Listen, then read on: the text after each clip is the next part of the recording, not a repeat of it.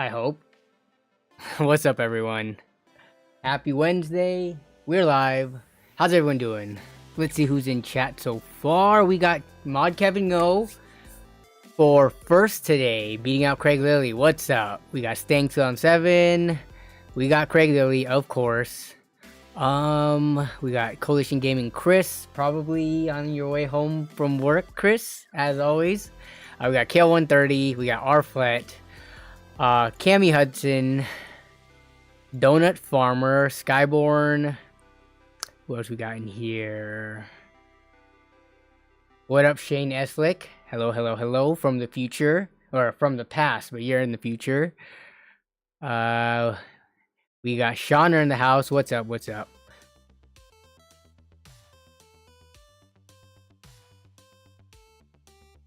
Jersey Mike's deal. All right, let's see what's up with the Jersey Mike's deal. What up, Jason? We got Mod Jason Witmer, aka host of the most recent LAN Party Stories video, Texas edition. We got Justin Alexander with the renewal. Let me play all the renewals since last week, just to get those in. Let's see, 7 days ago. Yeah, I may have played some of these before, but doesn't hurt to play them again, because they've been within the last 7 days.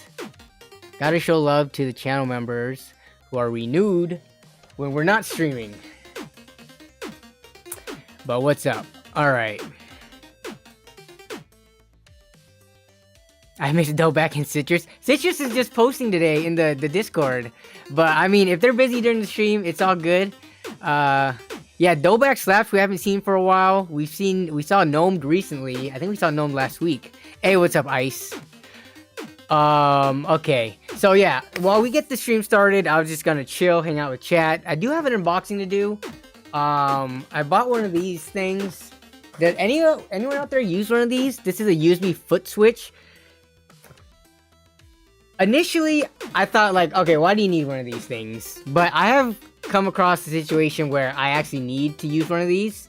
And it's more of during gaming, but I think I will be able to use this during streams too, to switch the scenes. But I'll explain why and I'll unbox it, and maybe we can even test it during stream. But yeah, I recently bought this and it just came in, so yeah.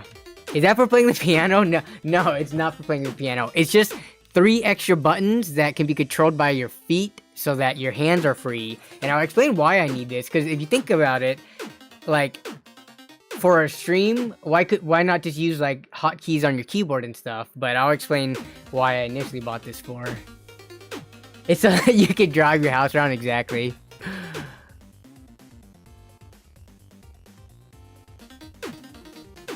Will there be a pedal? No! See, no. I don't have enough cameras set up, but I guess you consider it. It's a scene. I'll use it for scene changing for OBS, but it's mostly for Discord, actually. Oh, pedal cam? Oh, you mean by feet cam? Oh, see, I'm not a true streamer, so I don't know the lingo. But no, you could, yeah, actually, that's a good idea, Kevin. Use those 3 foot switches to evade in Diablo. Yeah. Okay, let me test something out real quick. Make sure this is looking good. So if I wanted to, so we got Premiere Pro Cam, we got the browser window. Okay, sweet. We got this so that for when we do Diablo later, we can do that. I'm just gonna keep it running. So I got a lot of stuff running on the computer right now. I got Diablo running, I got Last Claudia running, I got Premiere Pro up, I got like a bunch of browser windows open. So let me know if the stream quality looks any different today, because I have fully loaded the PC up today. Yeah, okay. So, Shauner, I actually tried Diablo on the controller because in some of the reviews I've been listening to, people have said that they've enjoyed it. The only thing about...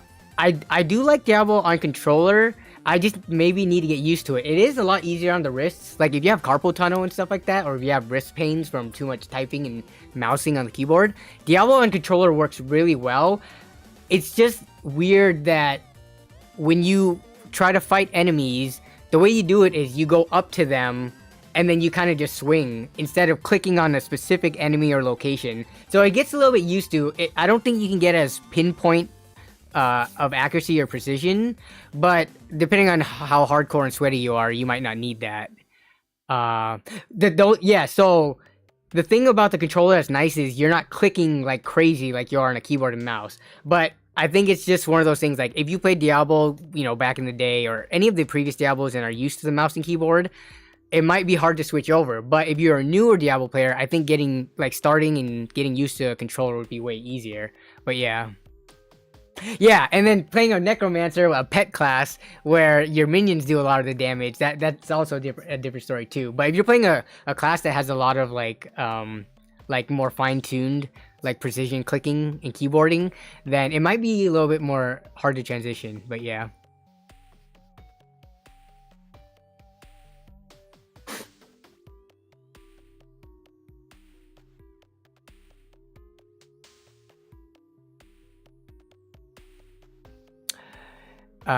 NVX, yeah, Lenovo modem and a neck monitor, but it's super slow, slower than Windows 11 laptop you're using.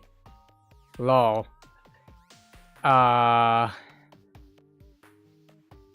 Is the Windows 11 versus Windows 10 of any importance to that?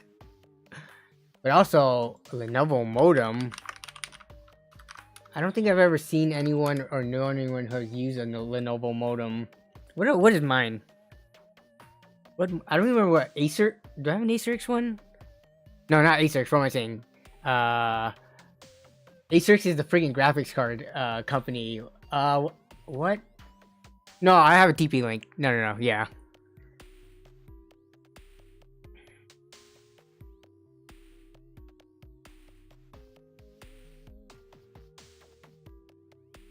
Yeah.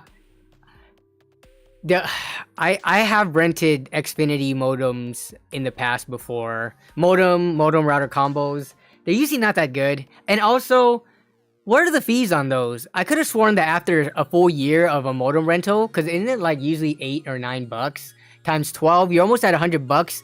You pretty much, if you buy a modem and use it for more than a year, you pretty much pay itself off.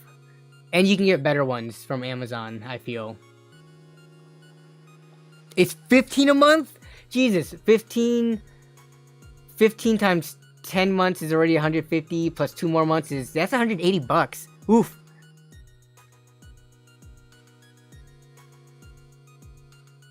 Speaking of LAN party stories that Jason brought up, since we're just chilling, hanging out with the chat, have y'all seen the latest LAN party stories? Not this. Where's the thing?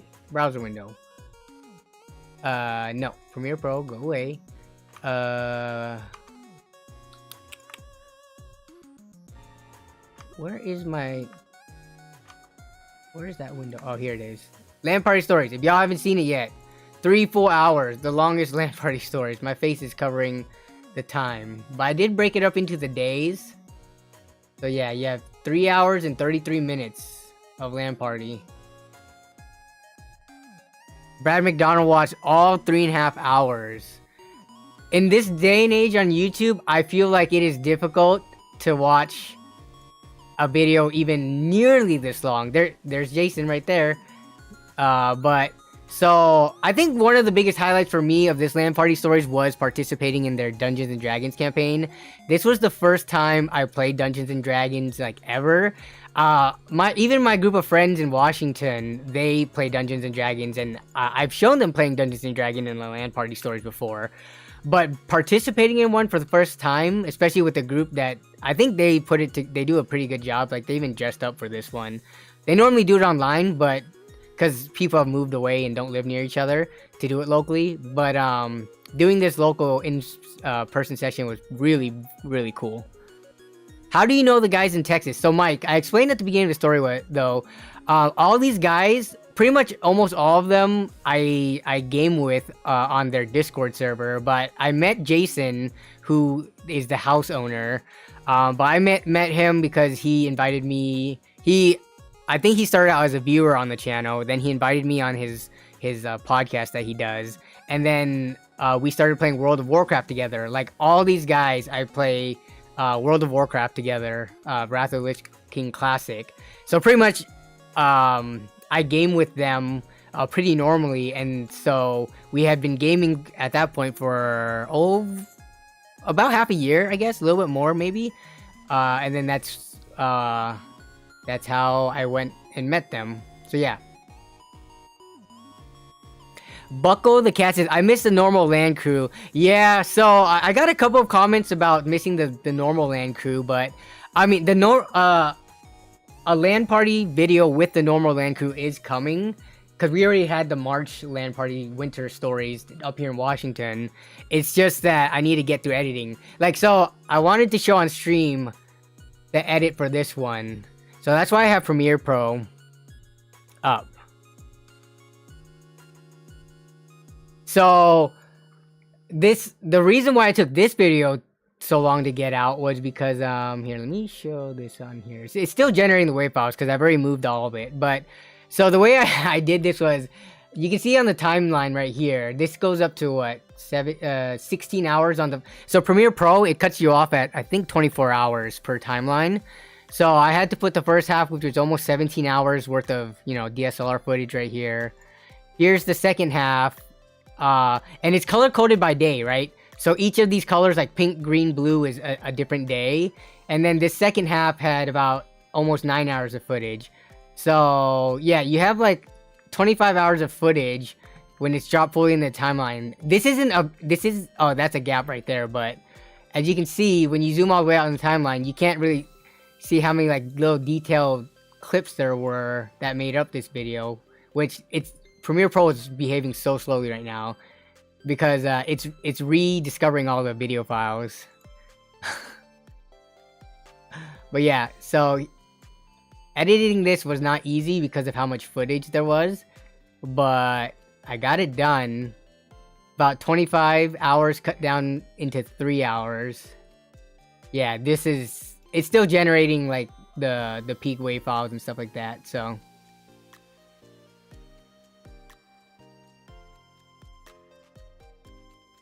Diablo 4 will not be free to play like Diablo Immortal, unfortunately. Diablo Immortal is their free version. Diablo 4, yeah, they are not gonna make that free.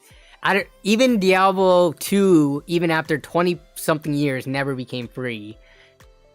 Yeah, Diablo 4 is $70. I spent $50 on it, but I bought an eBay NVIDIA promo key. I actually posted on the Discord server and on Twitter trying to find people who bought NVIDIA graphics cards that came with the code that didn't want it and wanted to make some money back, but apparently nobody was interested in selling, or at least that I could find. So yeah. It did. I would imagine it would have hurt. But if you think about it like this, anything you spend money on, just think of the amount of enjoyment or entertainment you get out of it, right? And compare it to other things that you spend that amount of money on. So $70 for Diablo 4. If you can even get 20, let's say 20, 30 hours out of it, that entertainment per dollar, compared to going to the movies, compared to going to a music festival or a concert or an amusement park or whatever, right? You could look at it like that. Yeah, and then Kevin Go bought his for $48. So for the people who bought like resold keys, not like from gray market, because gray market websites, they don't even sell Diablo for any super discounted. It's pretty much all full price. You have to find the people who got the NVIDIA graphics cards that came with it and are reselling it to get it for like around $50.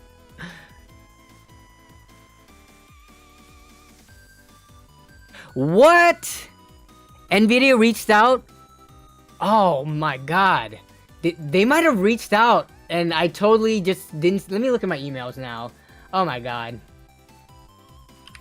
The thing is, okay, Diablo. Yeah, because I think Diablo is a sponsored. Chris, what did the email title say so I can search it?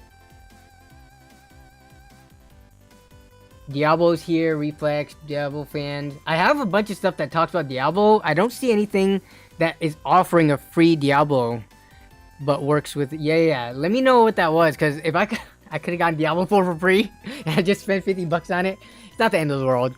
But If I can get another key, then maybe I could sell that one. Actually, no, that'd be wrong. Getting a press key and selling it, nah. So I think I just have to take the loss on that one. Or give it away.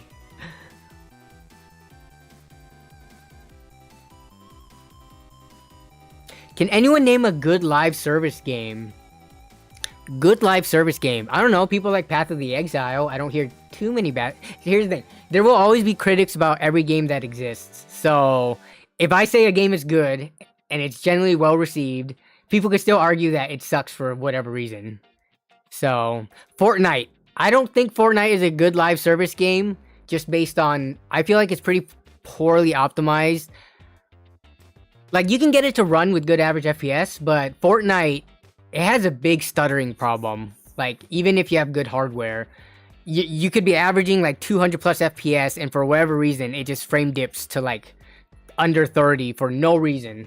Like, not only myself, but other content creators I know have experienced that same exact thing. And you might not know it unless you actually are benchmarking it with looking at like 1% and 0.1% lows. Like, you may not notice it because, yeah, unless you're looking at the metrics and the numbers, the frame dips. Valorant is great. DM sent. Okay, so Chris sent a DM. Let's take a look. DM sent where? On Discord? Okay. Oh, did I totally... Let's see. Diablo 4 PC review code. Nope, they never sent one to me, Chris.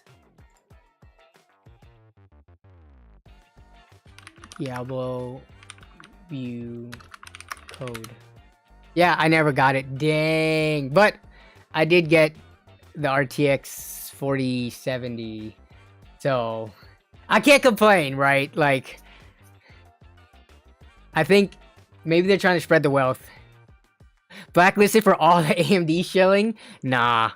Nah, I mean, they still sent me some stuff, so I can't complain about not getting a game code for review. So, I mean, I got it anyways, and I'm going to be including benchmark for it in upcoming videos, so yeah.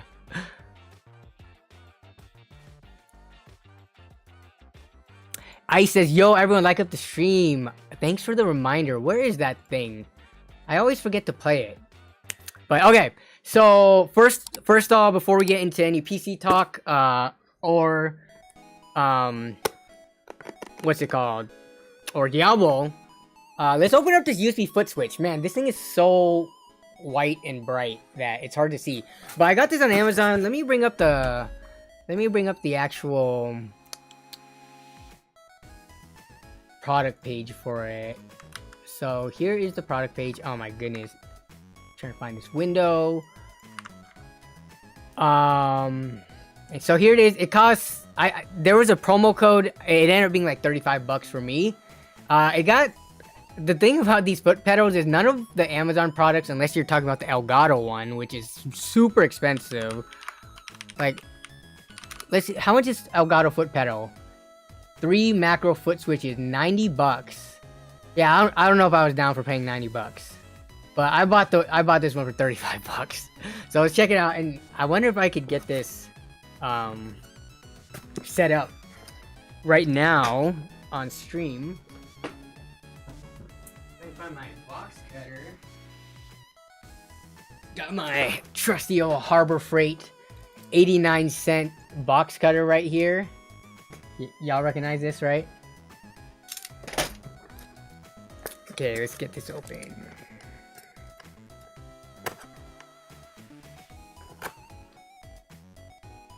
Oh, I hate it when they do these, because I always accidentally cut the tab, but let's see if I can get this one right. Nicholas Smith says, when's the next LAN party? Did it come with a gear stick? No, no gear stick. The next LAN party, we're looking for your next video. That's super jealous. I can't get friends to do that. Yeah, I mean, I think that's the common story with the whole LAN party. A lot of people either, you know, when you start growing up and you have a commitment to either your job, your family, etc., it is harder to find free time. And people move away, right? Like, the group of friends that you have, whether it be from high school or college, after you get into like your early 20s, mid 20s, late 20s, 30s, people sometimes have to move for one reason or another. So I think that's the case of the Texas LAN party crew, right? I feel like half the people had to either drive in from a couple hours away or flew in. So it's harder to have regular get-togethers once you get older and have more real other outside of, you know, nerdy commitments. But for my group of friends, I feel like I'm especially lucky because most of my friends from high school, we all stuck around in Washington. We only have like one person who flies in. That's Jesse, because he moved within the last couple of years. But yeah, all right. Here's the foot pad. So it's got the buttons, the 3 buttons right here. I don't know what. At first these look like maybe LCD screens or something, but I think it's just smooth plastic. I'm pretty sure that's not screens. Okay, so here's the foot pedal. Just fully plastic, no rubberized, no metal or anything like that. But basically, you put this at your feet, and then you step on it, depending on what button you need to do. Right? Exactly. Third leg required. So yeah. So I'm gonna plug this in and just use my hands up top right now, and see if we can get the scene switch to be tight. What's it called? Hotkeyed to this. So yeah. Let me plug it in. Whoa, save that for your OnlyFans. The F? Okay, so let me plug this in right here. Okay. It's plugged in. It's setting up the device in Windows. It's called the foot switch. But okay, so let me see if I can do my hotkeys. Because I know you can't change stream settings during a stream, but you should be able to do hotkeys. Okay, so hotkeys. Perfect. Now switch to scene. Crap. I'm such an OBS noob. Wait, switch to scene. Here we go. So we got the main face scene. So if I just press this.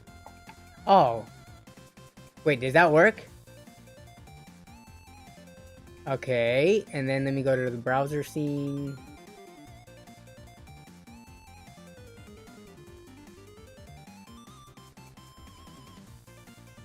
And then browser. Okay, so now we press this.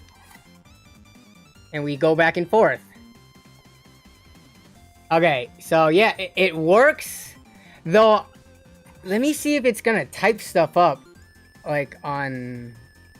Okay, so yeah, I have to remap these. Because it's essentially... Right now, this foot pedal is the letter A. And then this foot pedal is the letter C on the keyboard. So it's like A, B, C. So while this does work right now, it is typing stuff. You can see that, right? It's typing stuff into Amazon right now. It's typing like look. See? So it's just typing. So I need to either get software or map it such that it doesn't use any of the keyboard stuff. But yeah. So sweet. Okay, so the main reason I got this is because not for OBS specifically, because it's not that huge of a pain to like press a keyboard hotkey to switch the scenes like this. But when I'm gaming, and especially like games like WoW, right, where I'm already hotkeying anything that's easy to press onto my mouse and keyboard when playing a game like World of Warcraft, I don't have any extra buttons to map my mouse onto for opening up the mic to talk. I usually do open mic or like sensitivity, but that has not worked out in the past. So I actually need to do a hotkey mic, and it just doesn't work when playing a game where you're already using every single keybind available to you, and while you're in a fight and you have to talk real quick, being able to use your feet is going to be so much better. So that's for the most part why I got this. Hey, what's up, Adrian? You made the stream for sure. Riot Noob says, get a stream deck. Dude, my issue with stream decks is that I don't need that much more usability out of it. Like, instead of getting, like, how much is a stream deck right now? So we go to here after typing in ka. Stream decks are the cheapest stream deck is still $149 for this one. And then if you want the one with the knobs and stuff, it's 200. And then if you want anything similar, for the most part, it's pretty expensive. And the Stream Deck doesn't fix my mic issue about having a specific control to open up the mic or to activate the mic. So, yeah, I mean, if I needed something like a Stream Deck, I already have the app on my phone to be able to do something like this. Like, I have a spare old phone that I use the app for to be able to switch between stuff. As well as you can just buy a cheap numpad, like an external numpad. You can buy an external numpad. Of course, it's not going to have the cool looking buttons or anything like that. But you can make essentially a Stream Deck out of this. You just have to remember what each of the hotkeys are, right? Yeah, you can assign the mic. But my issue is I don't have any free hands. Like when if I'm in a boss fight in WoW, I don't have time to take my hand off the mouse or keyboard to press the button to activate the mic. I need to be able to, like if I'm doing a call out during a fight or something, which I have had to do, and it just doesn't work out using my hands. Jason Witmer, Danny needs to learn to type with his toes. What does Jason say? Just plug a free keyboard and put it on the floor, assign every key to talk. Well, that doesn't work because the second keyboard will also affect your in-game motion, if that makes sense, right? Like, let's say you use spacebar. Pressing spacebar on the second keyboard will affect your in-game play as if you were pressing it on your main keyboard. So, that's what I thought of that solution, right? I was thinking like, hey, what if I just use the second keyboard? But, yeah, it meshes with your existing keyboard.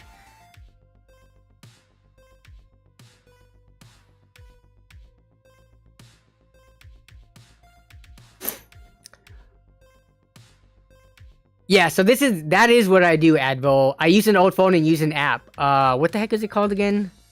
It is called Chris knows off the top of his head because he's the one who told me about it. Where is it? I thought I had it on my hotkey. Something Portal. Touch Portal. Yeah, Touch Portal is the app that I use. It's for like the cheap budget person's phone. You could also use the pedals as modifier. Yes, exactly. Hey, what's up, AJ? Hope you're doing well. Yeah. So, I mean, mostly bought this for... So, I was actually going to buy only the one pedal mic, because they do sell one pedal ones for, where is it at? So, the one pedal mic is cheaper. It's like, the one pedal is only $18.99. So, I was going to buy this one, because obviously, it's like, you know, under 20 bucks. But then I thought to myself, am I going to get this thing and then wish I had extra buttons on it? And I figured I could for sure use more than one buttons at some point in the future. So why not just get the 3 button now instead of buying the 1 button and then later on regretting it and end up buying the 3 button anyways, if that makes sense, right? So, yep. So, yeah, it works. We're just going to have to play around with the changing some of the actual hotkeys so that it doesn't interfere with just normal typing. But there we go. There is the unboxing of that. Left leg for Discord, right leg for secret Discord. Exactly. I don't think it works like that though, right? Discord does not have... I don't think Discord has the ability to map separate hotkeys like hot miking for different channels, but I would have to look into that.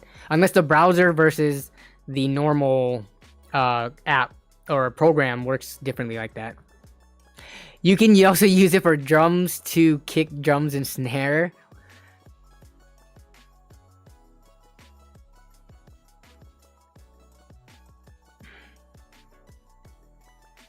Extreme Zone gets it. Hey, what's up, Extreme Zone?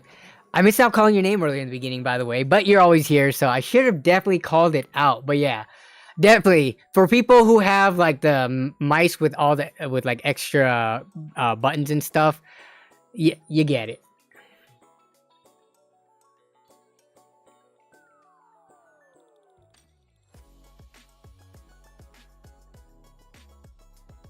Okay, so now I do want to look at one thing that Mod Kevin Ngo posted in the deals channel. We got, so here's a Twitter deal, DoorDash. What the, is it gone? Are we out of time? No. So not gaming related, but you're right, you can't go wrong with food. I welcome people posting food deals in here. We posted pizza deals and stuff like this before on the Discord, which if you haven't joined yet, I need to make a new invite code. Invite people. Edit invite link. Let's see, we got 100 uses. All right, let me update the Discord invite link. So you just saw me make the new Discord invite code. If it doesn't work, that's not on me. That's on Discord. My food will be here at 6:50. I ordered at 5:30. Dang, an hour and 20 minutes. But what is this deal that we're looking at here? It looks like the deal is over because on Twitter, they deleted the tweet. But what was it?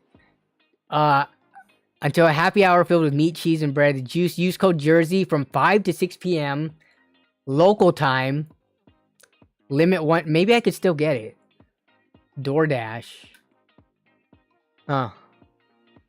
Here, let me check this out before I dox myself. Actually, shoot. I think Melissa's sleeping. She loves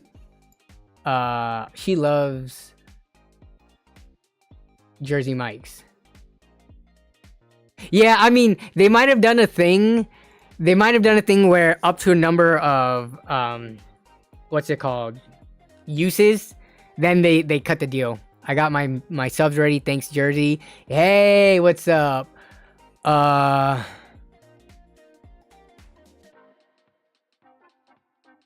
What's up, Reverse Flash?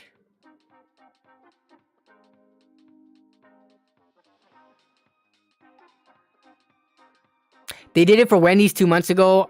It worked for those 2 days they offered. Nice. Okay, let me see here. Let me call Melissa and see if she's awake. Wait. So for the people who did this, is it completely free? Like, did you have to pay anything for the delivery of this? Or I mean, obviously you should tip, right? You should tip the delivery driver. I don't know about tipping Jersey Mike's, but tipping the delivery driver, aside from that, did it cost anything?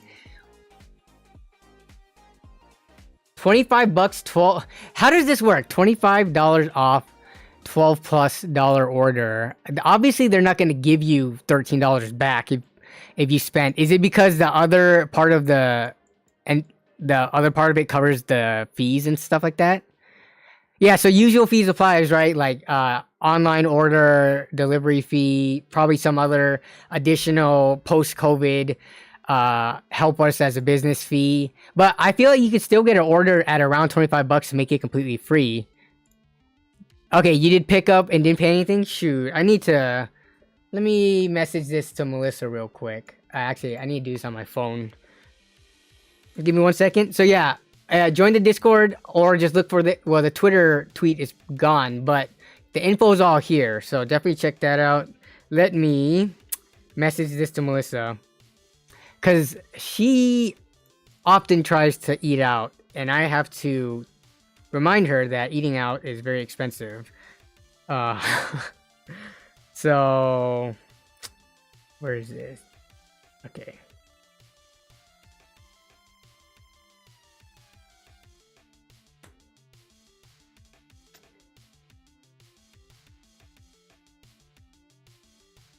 And this is DoorDash. I don't know if...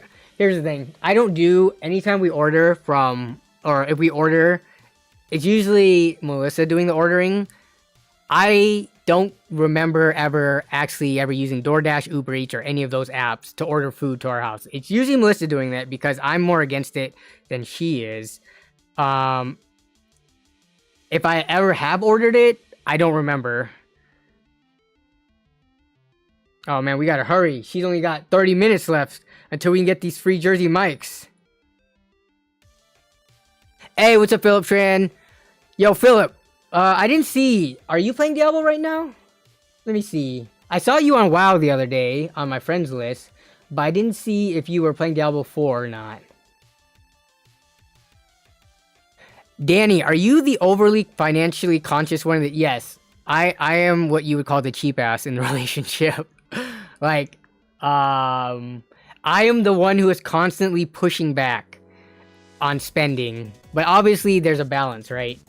I push back on everything, but a lot of the times we either compromise or we find a cheaper alternative or something like that. So, yeah.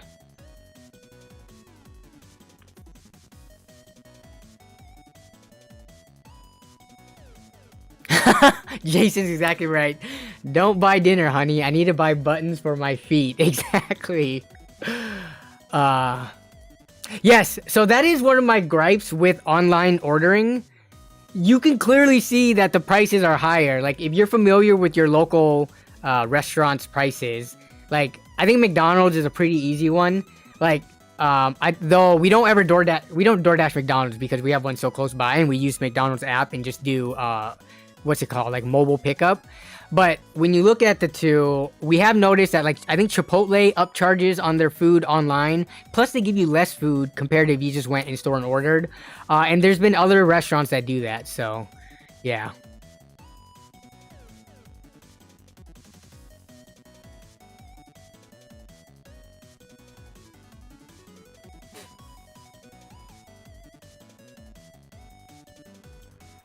Okay, let me call Melissa real quick. She's gonna be pissed. If she's taking a nap, she's gonna be pissed if I wake her up from the nap. Alright, we'll see.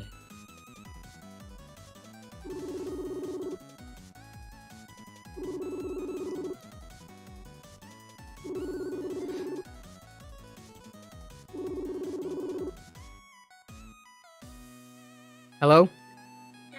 Did you see that thing I sent you? Hello? Oh. I'm looking. DoorDash has a thing right now for free up to $25 off a $12 plus order. So I guess it covers the fees. So you use DoorDash and you use code Jersey. So you have to order before 6 p.m. it looks like. Okay. So yeah, if you want to get a free sandwich or multiple free sandwiches under 25 bucks, or I guess if you want to pay a little bit more for multiple ones for lunch throughout the week, feel free. But you have to do it in the next 30 minutes. Oh wait, from 5 to 6 local time. Oh no, it's gonna be valid tomorrow too. So I guess you can do it both days, or we can do it on both our apps. Okay. Okay.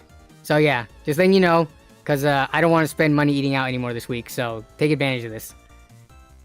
It says it's closed. Jersey Mike's is closed right now? It says it's closed on DoorDash. Oh, huh. It's closed on DoorDash. I wonder if it already got used up. Okay, we can look into it for tomorrow then, if it doesn't work right now. Okay, alright, have a good nap. Bye. Alright, she just tried to check the DoorDash app and she says it's closed, whatever the heck that means. So, it looks like it didn't work. Yeah, they must be bombarded with orders. Yeah, probably. So, alright. For anyone who is trying to get their free subs though, if you're putting in the order, I guess it's just West Coast right now because that 6 to 5 p.m. window is right now in the West Coast. If you are successful, let us know down in the chat. She sounds like she wanted to go back to her nap. Yeah, exactly. This is some deal hunting decision synergy I wish I had in my relationship for real. Dude, you need some of our decision making for, like, you know, for the financial stuff in our life, they do not go as smoothly. Because again, I push back pretty hard and she wants all the nice things. So a lot of times it's a lot of meeting in the middle, compromise. Anyone in chat picking up the ROG Ally? Hey, which is a perfect transition. Thank you for segueing the stream, Jason. ROG Ally. That is definitely something Jason is interested in, because again, gotta give a shout out to the man himself, Jason Witmer. If you guys haven't subbed to Jason yet, You see that? As I was typing, it switched the scene. It's because of the USB keyboard. If y'all haven't subbed to Jason yet, look at this. This man put out a how to get Diablo on the Steam Deck review, or not a review, a video before the game even released. Let me change my hotkeys back because it ain't working right now.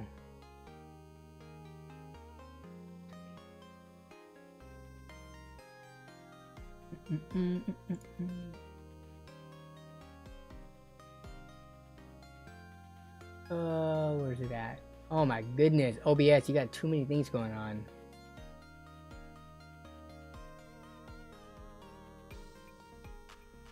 Alright, replay browser, get rid of it. Oh no.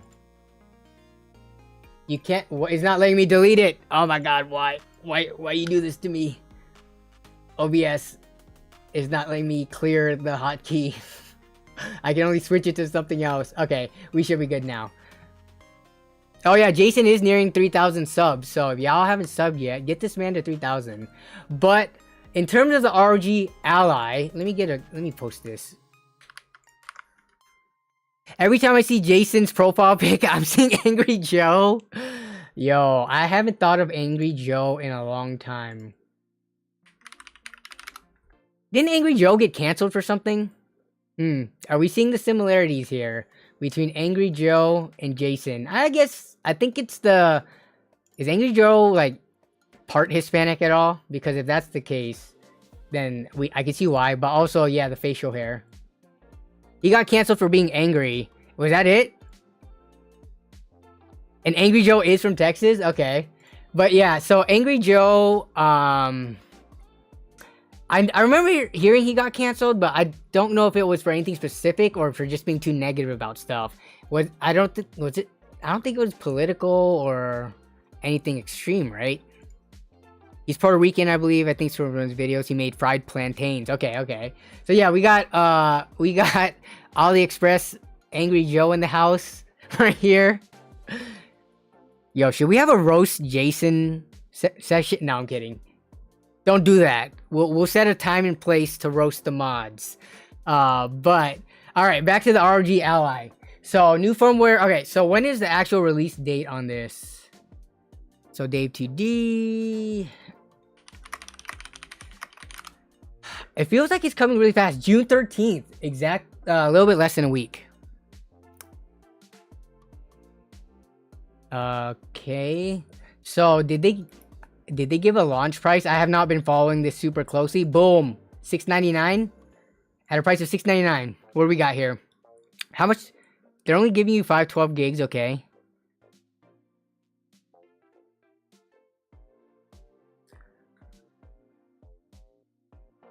They're the same guy. I swear to God, he got canceled and started fresh. Oh man. Jason, I think that should be like it's almost like a compliment, right? You look like a YouTuber with millions of subs and has been on the platform for a long time. What level am I? Yeah, Jason is pretty chill, so he could be known as Chill Jason. But in Diablo 4, I am... Let's see, what level am I? I am 42 right now. So initially my plan was not to play a lot of Diablo 4 because I have a lot of stuff to do with regards to making videos on YouTube. But I have an addictive personality. And I justified it because in Diablo, I wanted to get to a place in the game where I had like a decent amount of skills. And I wanted to determine what my benchmarking path was going to be, right? I needed to figure out how could I replicate the same benchmark. And I was thinking like, okay, I could hop in a dungeon or something like that. But the dungeons are procedurally generated and they change every time you log in and out of the game. Like the path isn't the same. So your mob density aren't going to be the same each run. And within a dungeon, it's pretty enclosed too. So I was thinking... If I got a mount in the open world and just rode from one town to the other, which a mount you don't get to around level 40 when you reach Act 4, then I think the mount being in as open world I think it would be more consistent because the open world does not change. Not from what I've seen anyways. It's a pretty static map. So it would be open world, and I think that should be more intensive. Though the benchmarking path for any game, I mean, it could be anything, right? As long as you keep it consistent between run to run. So yeah, that's how I justified playing Diablo in about a day and a half to get to level 42. But yeah. What level, for anyone playing Diablo, what level are you guys out there? You need the mount before you do any side quests, in my opinion. Yeah, side quests definitely take a lot of time to... Some of them, they're so spread out. Like, they take you to the exact... Like, the other side of the continent. It just makes no sense. Jason's like 35. Okay. Yeah, I played a Barbarian. Very, like, the most, like, freaking vanilla class of Diablo. Barbarian is, like, one of the only classes that has remained the exact same in every single game. The Rogue was known as the Demon Hunter before... Druid was not... Was that an initial release in D2? Or was that in an expansion? I forget. But yeah, Barbarian pretty much has been the same every single game. So I went the very basic vanilla route. Yeah, the campaign I've been enjoying so far. So we'll take a look at Diablo in a minute here, or near the end of the stream. And for people who haven't played it yet, I can kind of show you. And then we can also talk about the microtransactions, because our Flet brought up earlier that a lot of influencers were complaining about microtransactions. But to be honest, I haven't seen anything that I was really annoyed about in terms of the microtransactions. It's not pushed in my face. It's not pay to win from what I've seen. It's just cosmetics. So yeah. Druid and Assassin was expansion in D2. Yeah. So correct me if I'm wrong, but the Barbarian was the only class that has been in every single game, and has been the only class that has been the introductory character in every single launch of the series. But I may be wrong on that, because I didn't play Diablo 1, I barely played Diablo 2, played a lot of Diablo 3, and now I'm probably going to play a lot of Diablo 4. The skins are super overpriced. Aren't they like 30 bucks? Isn't that how much like a Overwatch, or not maybe an Overwatch or a League of Legends legendary skin costs, or Valorant? Don't they have similar pricing? I know Fortnite skins can get up there too. But correct me if I'm wrong. Well, oh, was Barb not in D1? Yeah, so I've never played... Wow, that comes as a surprise for me. I would be... Really? Was it called not... Was it a Barbarian but called something else in D1? They do this scummy thing where you need to buy 25 worth of coins for a skin. Oh, yeah, you gotta buy the coins first, and then you'll have leftover. And that's what Fortnite does, right? Yeah. Apex skin. Yeah, so a lot of games have expensive skins. Here's my thing, though. So long as the game doesn't have straight up pay to win, I'm okay with it, because I haven't felt the need to buy anything in Diablo 4. And anybody else who decides to buy skins and stuff like that, so long as it doesn't give them an advantage, and if it helps prolong the life of the game and development cycle and things like that, the whales are essentially helping out all of the other cheap asses like myself who don't want to pay to further support the game. Now, you could argue that 70 bucks for the game already should support it for its whole life, but that's another thing. I don't know. I'm not an economist when it comes to games and stuff like that. So... Oh, the Warrior? Okay, so the Warrior, it didn't have the same name, but it was pretty similar to the Barbarian, right? Okay, but yeah, getting back to the... Sorry, we're like... Man, it seems like people are more excited about Diablo than I thought they would be. So, I'm excited to hop in game and show off a little bit of it. But yeah, the ROG Ally. So, question... Is any... First poll. Please answer honestly, because I do want to know...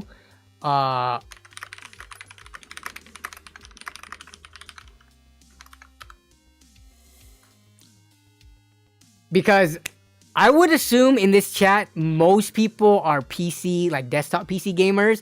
I'm just curious if there's even a single person who is buying it on release or have already pre-reserved it. But looking at the specs, the ROG Ally is running on Windows 11. Let's see. AMD Ryzen Z1 Extreme processor. So 8 core, 16 threads, 5.1 gigahertz boost. The GPU is RDNA 3. 4 gigabytes of VRAM. What is the actual RAM? It's 16 gigabytes of DDR5. Half a terabyte of storage, M.2. Have they shown the drive size? Let's see. Or the form factor rather. Where is that thing? Did they show it in here at all? I'm assuming that's not the Wi-Fi card, and that's the 2230 form factor. Okay. So 2230 form factor. Yep, there it is. So it's like the Steam Deck. So, I mean, you can... What are those on Amazon? 2230, 1 terabyte. So those are about double the price of a normal... or not normal, but like a desktop. Okay. I mean, we do have a few votes in here. 10% of the... So, like, we got 2 or 3 people in here that are actually buying the ROG Ally on release.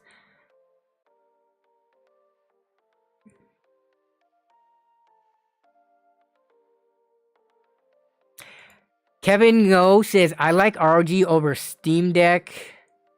So, I'm definitely not interested in the ROG Ally at all. But it's just... I don't know. Something about handheld, I don't know if... Maybe if I get a Steam Deck a couple years from now, and, you know, for really cheap and just play with it, I might get into it, but I just don't... I can't get myself to... First of all, I guess Diablo. I'm playing a lot of Diablo. I was going to say most of the games I enjoy playing, I don't think would be enjoyable on a handheld, but... With Diablo now, Diablo actually works well, and we were just talking about it earlier in the stream with controller, and from what Jason showed on Steam Deck, it looked pretty good. So, I feel like, how often are you attached to a battery bank or to the wall as opposed to actually being cableless with this? Shane Essex says, I'm still on original Game Boy for... What is HH and Travel Gaming? HH. Happy Hour? What is HH/Travel Gaming? Hotel hopping? Oh, it's handheld. Okay, yeah. This is how out of sync I am with the handhelds. I don't even know what acronyms they use. Handheld. Okay, makes sense. That makes sense. /Travel Gaming. Holding hands gaming, exactly. I'm playing on my 3DS right now, so I got my handheld gaming needs covered. I also did not know... Yes! Please, someone else who did not know what HH stood for.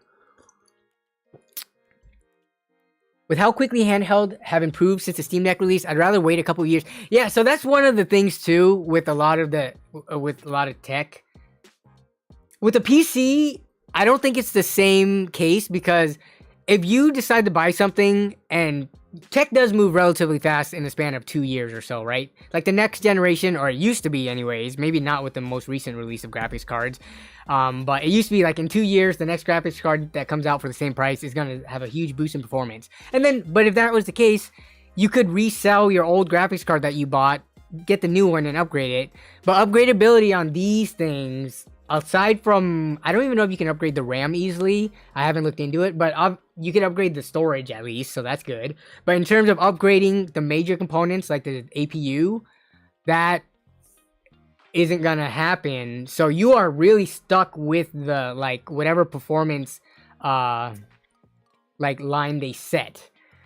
Like, you're not, I mean, I'm sure people are gonna, like, be able to maybe... flash the BIOS or do custom work to maybe overclock it a little bit, but you're not gonna get much out of it beyond that, right? So that's one of the things that I think about when buying these handhelds. And with Steam, I know Steam has announced, or they have flat out said, like, we're not gonna release another Steam Deck for a while, so you don't have to worry about having something that's outdated, because we're simply not gonna be releasing, you know, one every few years.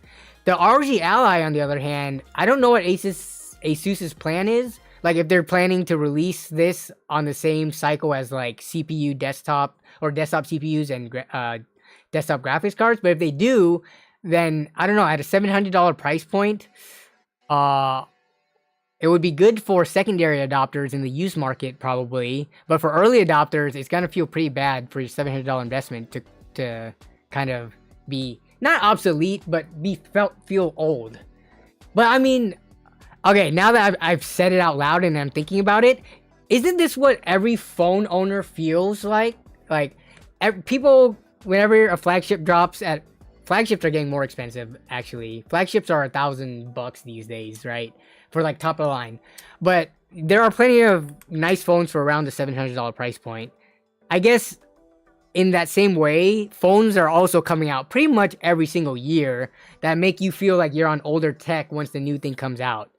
So,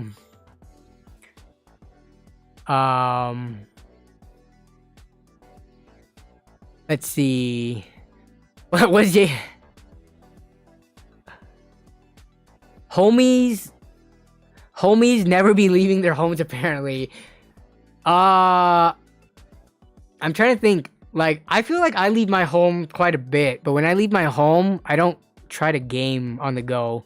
Except, like, so when we travel for vacations, and I always bring a laptop anyway, so that I could do other things that's not just gaming. But I usually don't game. Like, I didn't game when we went to, like, out of the country on any of our...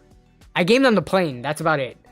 I gamed on the plane, but I did not game in the hotel rooms or anything like that because we were so busy doing other stuff. I do know there are situations where people do need a game on the go, especially if you're a commuter, right? If you have to commute by ferry or by train or by bus, and that makes up a decent amount of your day, like, you know, 1 hour plus, having a handheld I could see works. I have a mobile game that I play, or I just browse Twitter, Discord, Reddit. So usually if I'm ever in a situation where I have 1 hour of travel time, like right now, I haven't felt the urge to want a Steam Deck in my hands or like a Nintendo Switch or an ROG Ally. I've been good with just dicking around my phone, but I'm not everybody. There are definitely people who can enjoy handhelds, but okay, so we got a 7% out of 55 votes. What is that? So 0.07 times 55. That means of the people voted, 3 to 4 people are going to buy the ROG Ally on release or have already reserved it. Okay. That's about, I mean, for a 75-ish person stream, that sounds about right. So I'm going to end the poll there. Next question. Cost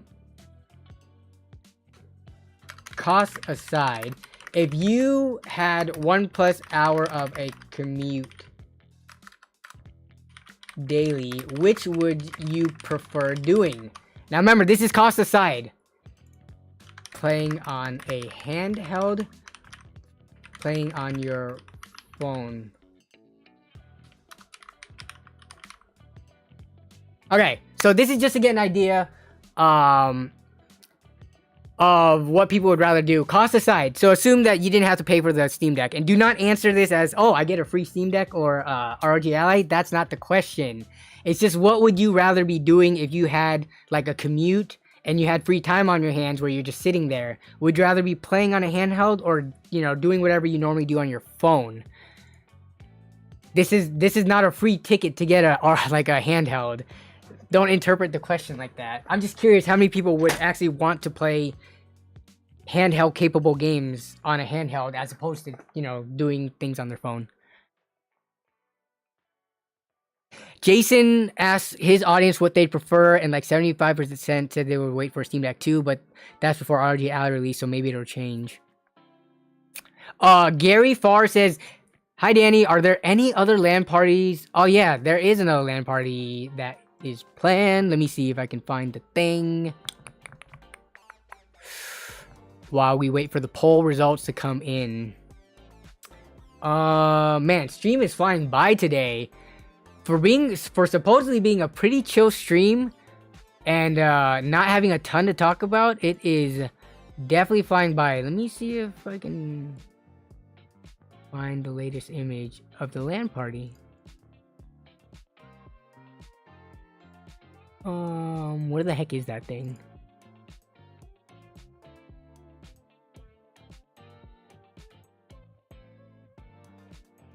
Oh, here it is. Okay, let me see, try to find the best image.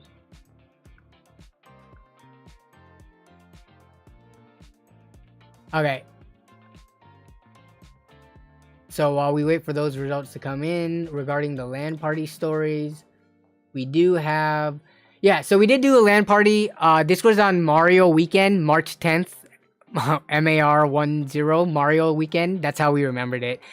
So this was at Jan's new house. So yes, there is a new LAN party stories, even after the Texas edition one. That's coming. Again, it takes time to edit these. I usually give myself a bit of time to like just, you know, sit on the footage, and then I get into grind mode where I just start editing it. So I'm trying to get this out. I mean, I don't think it's going to come out in June. Hopefully I can get this one out in July. I have a bunch of other videos that I need to do before it. Stuff that I owe sponsors, stuff that I owe companies that sent me stuff. So yeah, LAN party. No, that is Jan's fiance Meg. She's not in the picture because I think she was napping. I need to Photoshop her in. But yeah, Jan's setup is behind him here. And then his fiance, she has the triple monitor where she also does work and stuff. And she's very uwu, anime weeb fangirl type. So yeah. Yeah, this was a fun one. Jesse flew in for this one. Look, oh my goodness, his hair is so long now. Our friend Sean also was here. You guys might remember Sean, but he left for a little bit, so when we took the picture, he wasn't here. I might have to Photoshop him in as well. But yeah.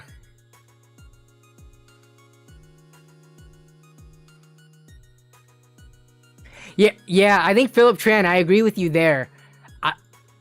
Like, if you give me a free Steam Deck or free ROG Ally, moving forward from there, when I do know that I have a longer trip coming up, I don't think I would bring it with me to like regularly use. Maybe on a plane I would, but like during like, you know, inner city travel within state driving, you know, or like, obviously I wouldn't use it if I was driving, but if I was a passenger in a car going like an hour, I don't think I would think like, oh yeah, I want to bring my Steam Deck so I can game. I would either talk to the other person in the car or use my phone. And if I was taking public transportation and didn't have anyone to talk to, I think I would definitely, yeah, just listen to music and use my phone. But that's just me. Looking at the votes, we did get more votes in. It does look like people are saying a little bit more. Yo, Citrus, your membership renewal message, or your membership message for being a continual member, 12 months soon. And thank you for the support, not only from the memberships, but also all the gifted memberships that you have done, Citrus. And welcome to the stream. Also, y'all, if you want to see Citrus, let me see. Actually, let me... He posted something in general. How do you do this? The spoiler. Okay. Yeah, so we can post here. Citrus did post some pretty spicy footage of himself on the Discord server. So if y'all want to join, feel free. We got a little bit of flexing action going on there, so... Doom scrolling Twitter is not healthy. Playing games would be more beneficial. What about doom scrolling Reddit? It depends, right? Twitter and Reddit are only unhealthy depending on what your algorithm has decided to feed you. Which for some reason, my Twitter has decided to feed me a bunch of political BS. But on Reddit, it's pretty clean for me.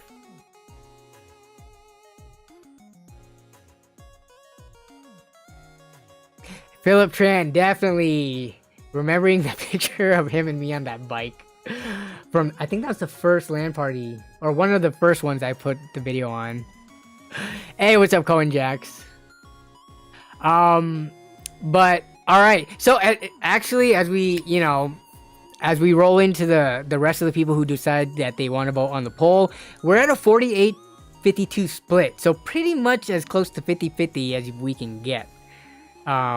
Just a couple percent different. Hey, what's up, Mikey? Good morning, good morning. Not PC tech flexing, legit gym flexing. Yeah, see, here's the thing. We have way too much PC tech flexing in the community. People flexing how much money they spent on their PC to make it look gorgeous with all the RGB, with all the high-end specs that they may not necessarily even use. We have a couple of people tech gym flexing, such as Mark from the Scatterbolt channel, ZTT Zach. We got Hargy. They flex quite a bit. Let me go to my Twitter real quick. Let's see. Hargy, I think he was an actual bodybuilder. So I think Hargy might be the buffest. Hargy might be the buffest, like, PC tech person in the space. Unless you guys have seen a buffer one, and we don't count Henry Cavill, right? Because he's a movie star. But Hargy is like he's one of us. He's a normal person. He's not super famous or anything. He works at Corsair, but I think, yeah, he's like, let me see if I can find any more pictures. There we go. So I don't know if there's anyone buffer in the tech community. Yo, we got nips going on here, Hargy. Hey, what's up, Isaac? Yeah, he got the Corsair apron. And then we got Scatterbolt. Let me see. Mark. Has Mark posted anything recently? Mark was doing his bodybuilding stuff. Where is it at? Has he not? I don't think he's posted anything recently. But Mark is pretty fit. Pretty fit is an understatement. Mark is pretty jacked. I shouldn't just say he's pretty fit. He's jacked, but I can't find where's his bodybuilding? Has he not? He hasn't posted it in a while. And then I mean there's a few others people in the tech community that are in really good shape. Yeah, I can't find it. But yeah.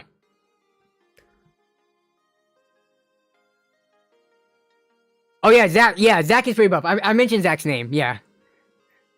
Yeah, Zach, Mark, Hardy are the three that come to mind in terms of people that I like talk to, at least, that I like kind of like know more than just follow. So, how much of a discount do you think you get work at Corsair? I would think most of these places, the discounts are like 10 to 20%.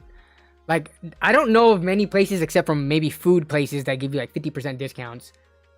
But like at these other companies, I don't know if it's actually that high. Citrus says, I am still not done with the LAN party video. It's a long one. I mean, I've broken it out. You know, I've broken it out to all the days. We got 6 whole days. I mean, I feel like when I edit it, I try to make it so that the pacing it never feels slow. There's always something worth watching for whatever reason at that part in time. So it tells the full story of what the experience was like in Texas. I got Whataburger for the first time. I think that's one of the exciting parts of the trip. Eating Whataburger, that was great. I was introduced to that. I wish we had one in Washington, but we don't. So it is what it is. Oh yeah, and did you guys see my luggage? How I had to fit the luggage? Let me see. Where's that picture of it? Oh yeah, there it is. Look at this luggage. That's what the luggage looked like with the 2 laptops, with the keyboard, everything before it was closed.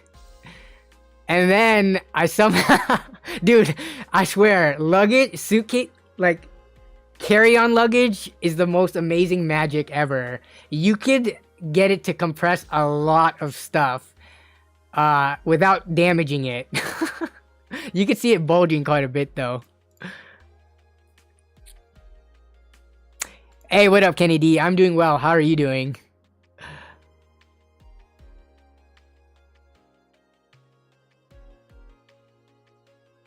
Just be glad that LAN party wasn't in Alaska. Being twice the size of Texas, it would have been 12 days. Yeah, see, the LAN party is relative to the size of the state. So you know the saying, everything's bigger in Texas. That's why the LAN party video in Texas had to be bigger and 3 hours long. But in Alaska, yeah, got some Ant-Man magic happening in that luggage. Yeah, for real, dude. So you can imagine this thing was really heavy.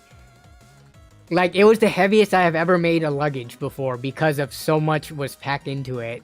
But I made it work.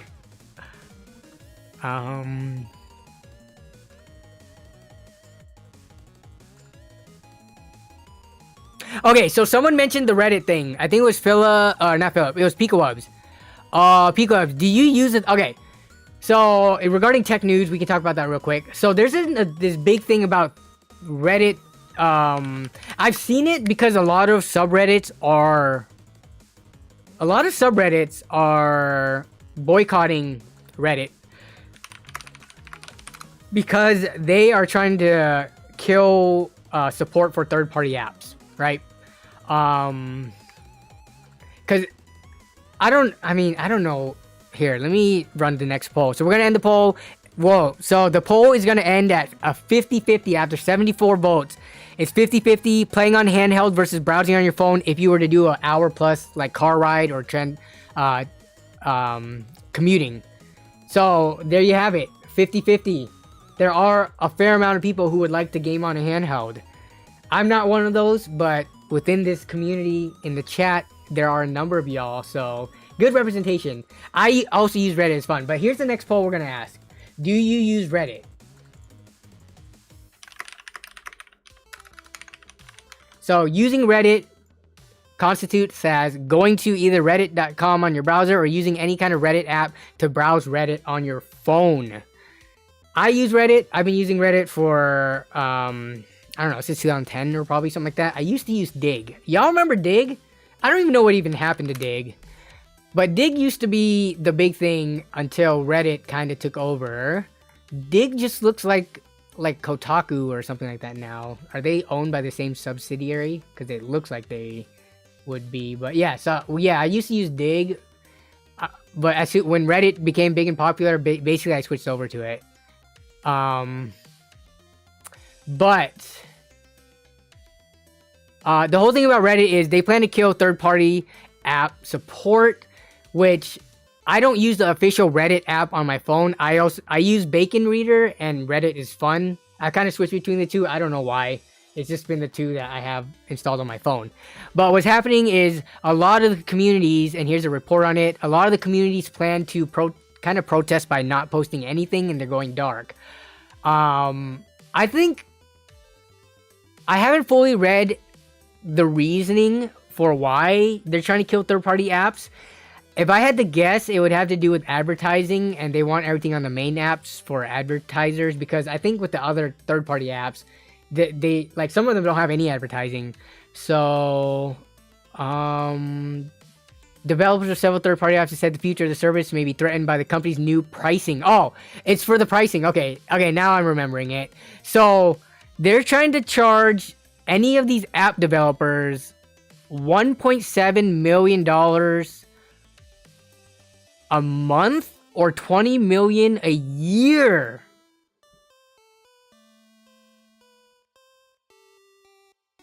I don't know much about the whole software programming side of things, right? But I can imagine someone working on a Reddit app. I don't know if they're bringing in $1.7 million a month, like, in revenue. Gross or net? So this seems a little bit ridiculous. I don't see how this pricing is anything based in reality or remotely reasonable. Yeah, I mean, I wouldn't be surprised if there are some of these third-party app developers who are just is like a one-person show working out of like their house for fun. Like, how are they gonna be able to afford 1.7 million a month or 20 million a year?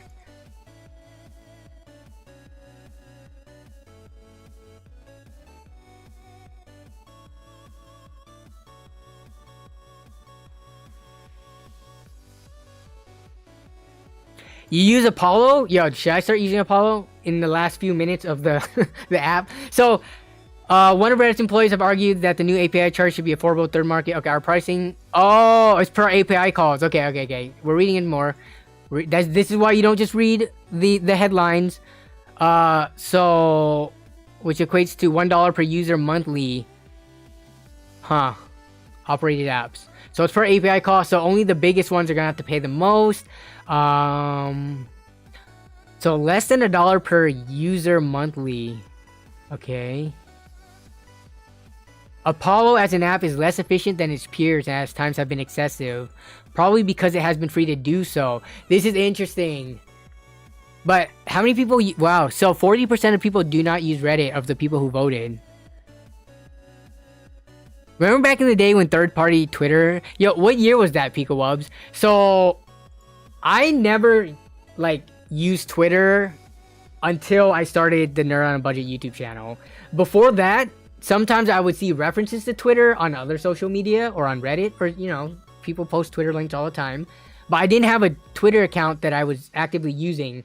It was only in 2016, the beginning of 2016, when I started using, or started my YouTube channel, was when I created the, my own Twitter. And then that's when I started using Twitter. But I would say I use Twitter more than Reddit these days.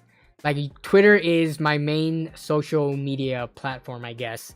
I don't post much, as you guys probably notice, but I do, like, browse and read stuff on it a lot.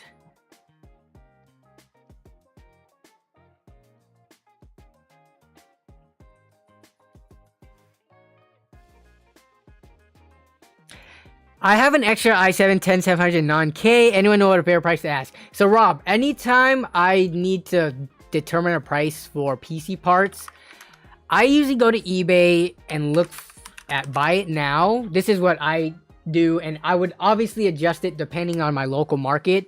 But as a first baseline guess, I would look at the first buy it now cheapest listing that I could find, and then take 10 to 15% off of that.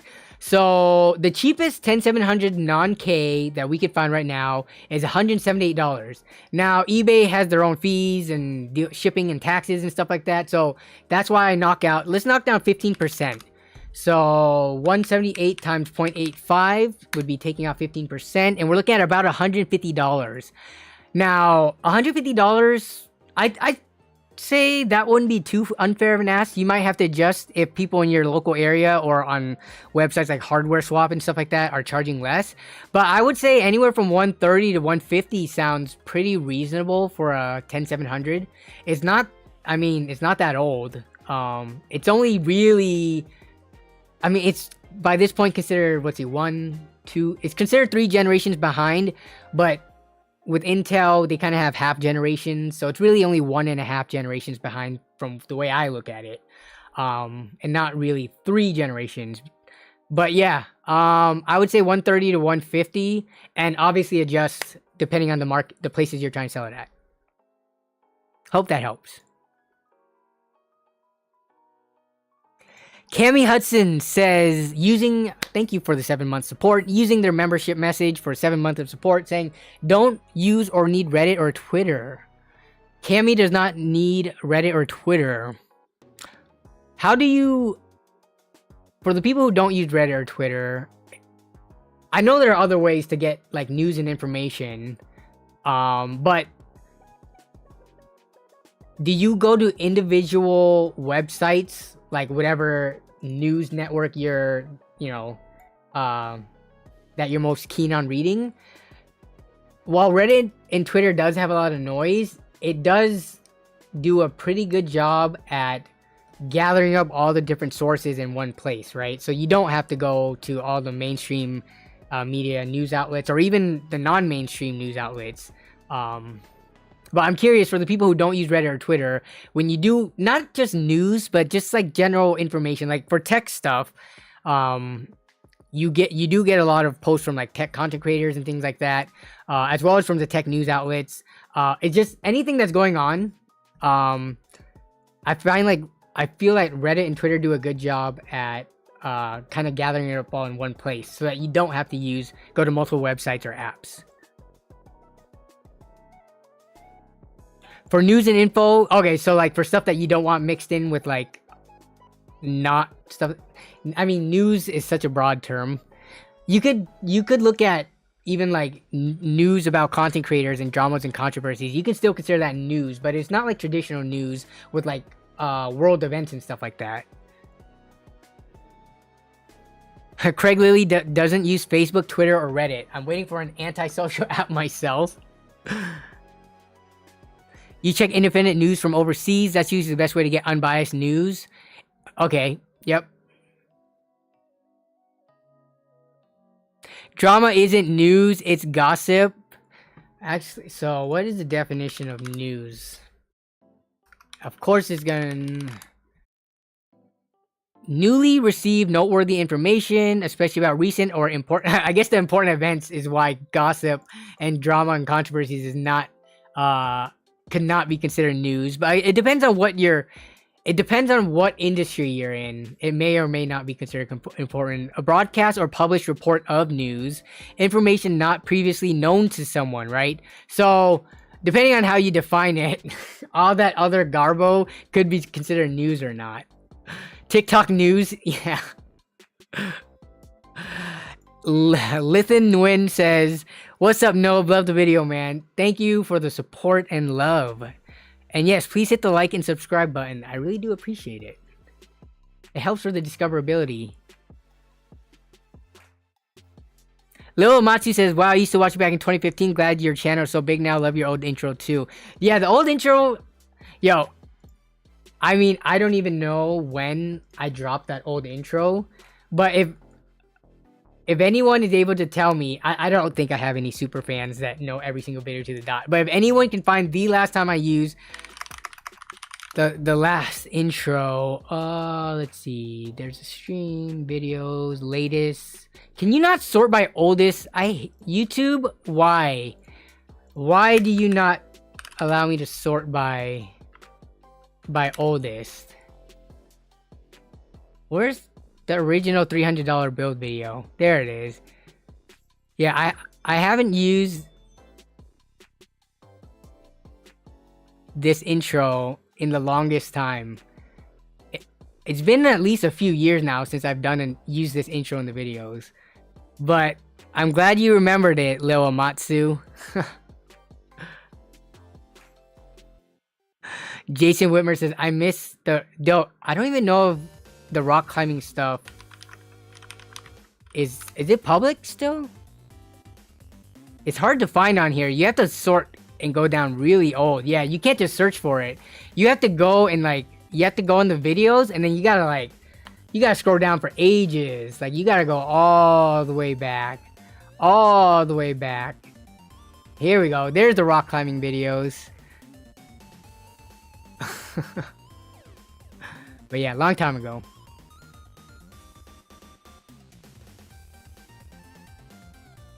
It's still public because I'm on an incognito video, or I'm in an incognito browser right now. So if it shows up, it is public. Yeah, they took out the feature. YouTube be doing some stupid stuff sometimes, man. Yes, I do watch Magnus. What was the most recent one I watched from him? I watched when he did his first free solo, which was crazy. With Alex Honnold, so...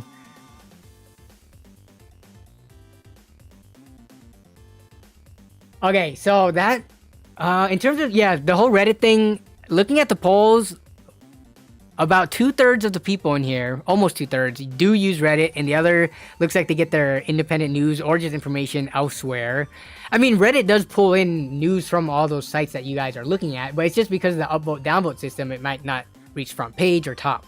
But I'm sure there are subreddits for those specific, like, overseas news sites or whatever that some people prefer over like local news.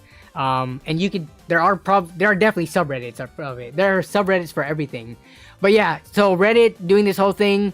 Hopefully the blackout, you know, sends a message, because if Reddit dies, I guess what would be the next best replacement for Reddit if for whatever reason Reddit ceased to exist, or because everyone flocks away from it for something else?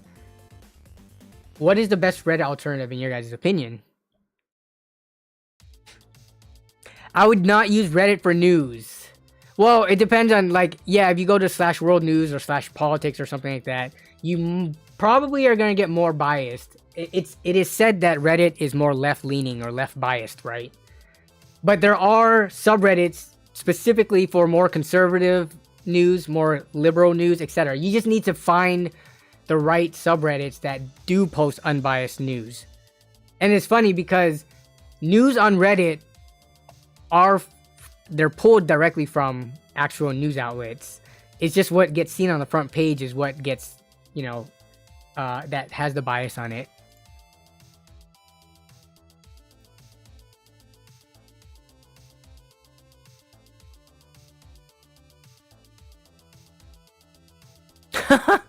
Wait. I get all my news from Rumble and Breitbart, 4chan. I mean, I'm still kind of like, what is Rumble as a website? Like, what is Rumble supposed to... Is it supposed... Like, if you had to pick... Is it the direct competition to YouTube in terms of the feature set that it has and what it was made for? Like, is YouTube the closest competitor or the closest, like, thing to it?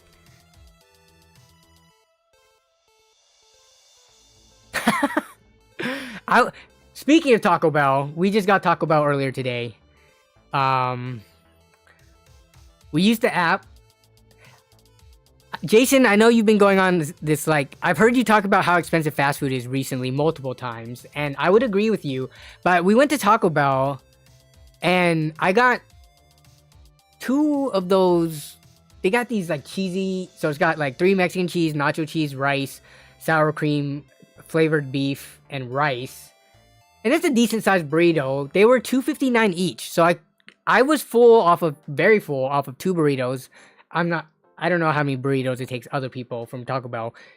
I don't know how many burritos it takes for people to get full, but I think 2, calorie-wise, it's quite a bit of food. It was around $5, which I didn't feel was too expensive. Now, there's more expensive things on the menu, for sure, but I felt like Taco Bell did a pretty good job on their value menu, with keeping prices more reasonable than other fast food places. Jason says, bro, fast food is so useless now unless you use apps, but those app discounts run out quick. Yeah, that's why you spread them out, right? You do McDonald's for 1 week, and then you do Taco Bell the next one, then you do Wendy's. So the way to circumvent that is to not eat fast food that much so that those discounts can renew. But also using the app, they always have these weird coupon things. Like McDonald's is notorious for always having a running deal. So yeah. Fast food is too expensive now. There's not many places that actually cheap and fast. Yeah, so I would agree with that. But I was just surprised today at Taco Bell. I was able to get 2 burritos for about $5 and got pretty full off of it. And I also had to get I got the Mountain Dew Baja Blast just because they're like the only place that carries it. So yeah. Burger King. Man, Burger King.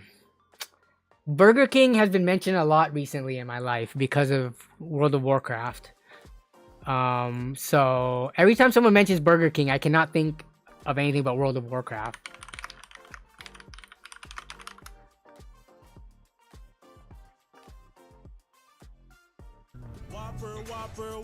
Whopper, junior, double, triple, Whopper, flame grill taste with perfect toppers. I rule this day.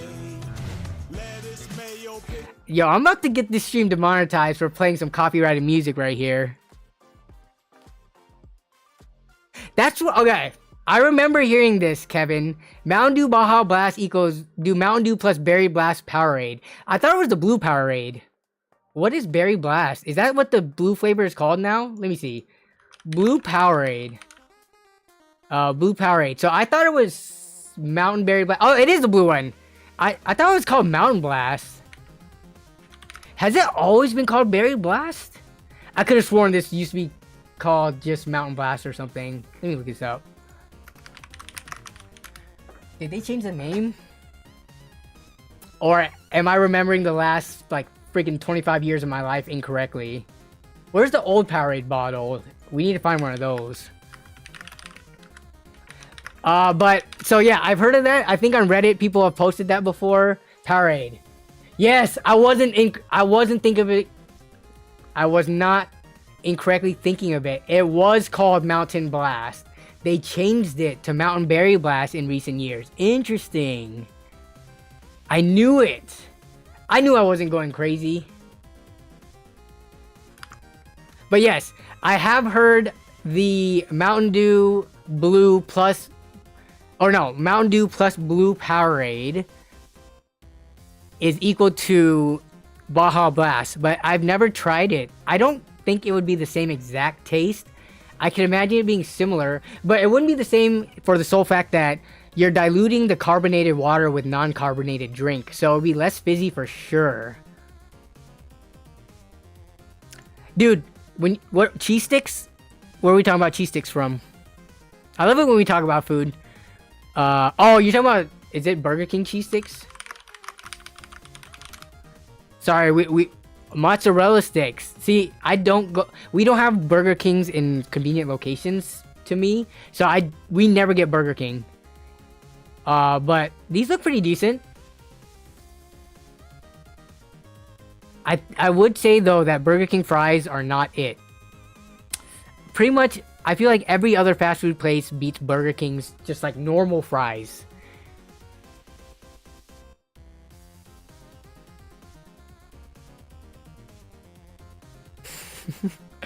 Arby's is the best, dude.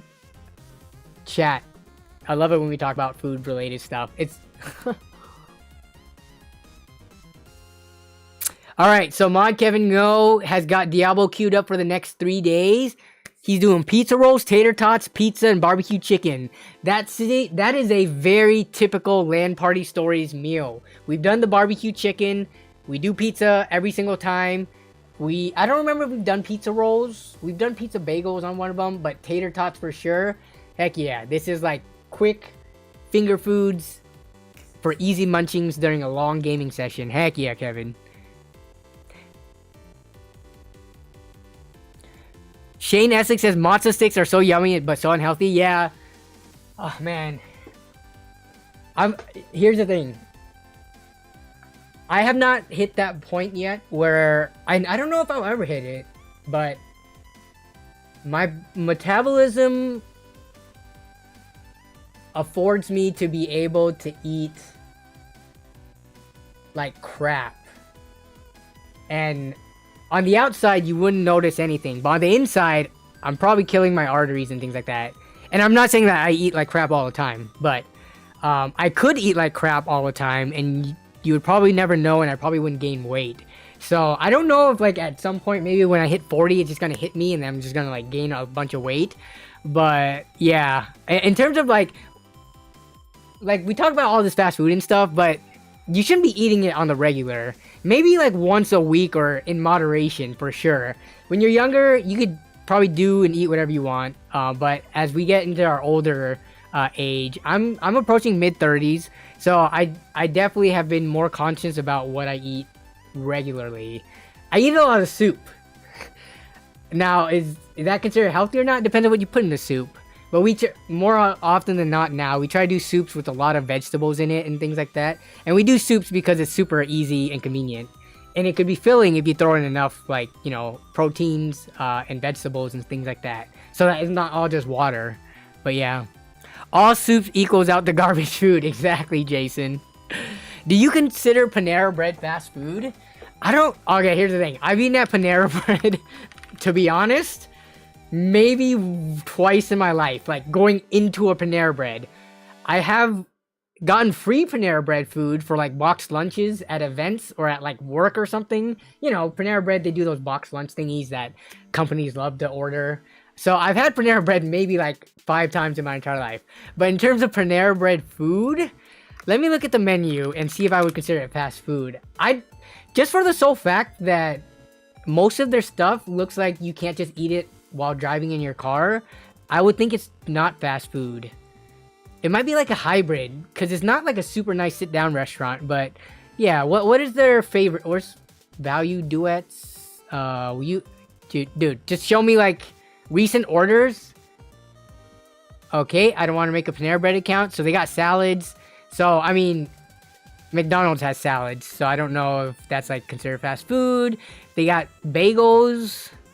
They got pizzas and sandwiches. So far, everything they have, depending on if you consider soup fast food or not, I don't think they're priced like fast food. Panera Bread's a little bit more expensive than a typical fast food joint, right? Soups and Mac. I mean, they have some creamy tomato soup for $9. Okay. What is their most chef's picks? So they got a bunch of sandwiches and salads and stuff. So, I mean, they're not too different from like a Subway. Or I guess even that different from like McDonald's. They just don't have burgers, but they have chicken sandwiches and salads and subs.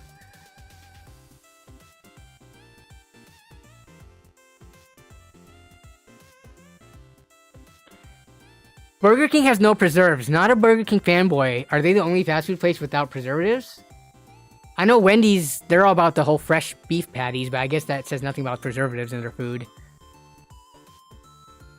Panera Bread. So, most of the Panera Breads that I've seen, they're attached to the mall. So, like, the one closest to me is by the mall. I'm trying to think of... I guess, yeah, I've seen some fast food ones. Or some drive-thru ones, yeah.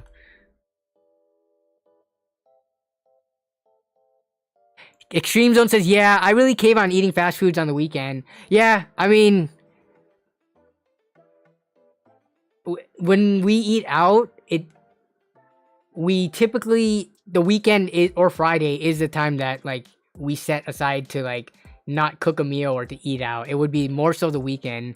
We did the Taco Bell run today because Melissa was craving it, so... I didn't, I didn't object. Because for both of us, and we both got drinks, and she got a berry slushy thing, it came out to like $18, I think. Which, for fast food, it's kind of expensive, but we got the extra crap. Fast casual, there you go. That's the terminology for it. Okay, someone... Ari says, hey guys, what's the highest core stock clock you got on a 4090? Back to the tech stuff. I've never used the 4090, so I can't answer that. Unfortunately. It depends on what card you have, too. The highest stock clock you've gotten. You can look up on Tech Power Up to see all the different models. Stock clocks. But... this is an odd question for me because if you're talking about the stock clocks, are you talking about stock with the like AI or not the AI but the boosting algorithms built into each of the cards? Yeah, because they will usually boost, but I mean the differences in the numbers if you're not touching any sliders is pretty negligible.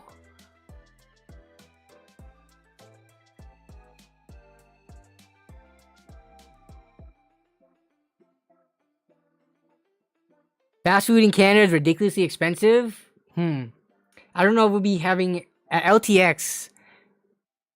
So at LTX, I think we technically got fast food one of the days. It was right next to the convention center. They had the shopping center, and we went to the basement of it and got like, I forgot what food I got. I think it was like Chinese food or something like that. So next time, I'll be in Canada for LTX. If we go to any fast food places, I'll keep an eye out to see the prices of it. But yeah.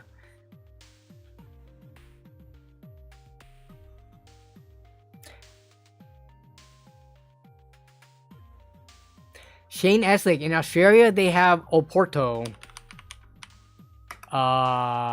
Chicken. Oh wait, chili chickens. Let's see. New chicken loaded chips, pulled chicken, chili Oporto, fresh grilled chicken burgers. Yeah, we definitely don't have this in the US. Or at least in Washington. Oporto. Own a store. Career, creating locations. Claim rewards. Oh, location. Why? This website's broken. I can't scroll up and down and I can't click locations. No, let's go to the menu. Oh, this looks pretty good. Okay, so a bunch of chicken stuff, but not fried. See, anytime I think of chicken fast food, I think instantly of fried chicken. But this is like actual grilled chicken. No hormones, okay. This actually looks pretty good. They got their chicken burgers. So now this looks a little bit more like fast food, but their other stuff, not so much. Bowls. Chicken pizza in China, look it up. Yeah, dude, this looks really good actually. Is this like a major chain equivalent to anything, like a US equivalent? To like a KFC or something like that? This looks pretty good. Thanks for sharing, Shane. China KFC chicken pizza. Okay, chicken pizza, you can get that at Domino's or Pizza Hut. You can build your own pizza and put chicken on it, but chicken X pizza hybrid, this might be something else. Oh my god, it is using fried chicken as the crust, so it is not what I was imagining. What the heck is this? Okay, not gonna lie, this looks pretty good, because I love fried chicken. One of my favorite foods. There's a kitty. Wow. Okay, it almost feels like, there's so little topping compared to how much chicken there is. It feels like an afterthought. I don't know how I feel about this. You could just add the cheese, tomato sauce, and stuff on the side, and you can just dip it instead. KFC must be stopped. One thing I kind of regret is when we were in Japan, I did not get KFC. I got the McDonald's, did not get KFC. I should have gotten KFC at least once. Because apparently, is it Thanksgiving or Christmas? Jason, you're Japanese, you know. One of the major holidays, maybe both, a lot of Japanese, like actual Japanese citizens, not tourists, they actually buy KFC for one of those or both those holidays. So I wish I would have had KFC for the holiday, or just had KFC rather. It's for Christmas, yeah, it's a big thing there. Sanders looks like Santa. I've heard about it. I don't know why we just never found time to go to KFC. So I kind of regret it, being that it is a standout thing that people talk about, and I didn't get to experience it. So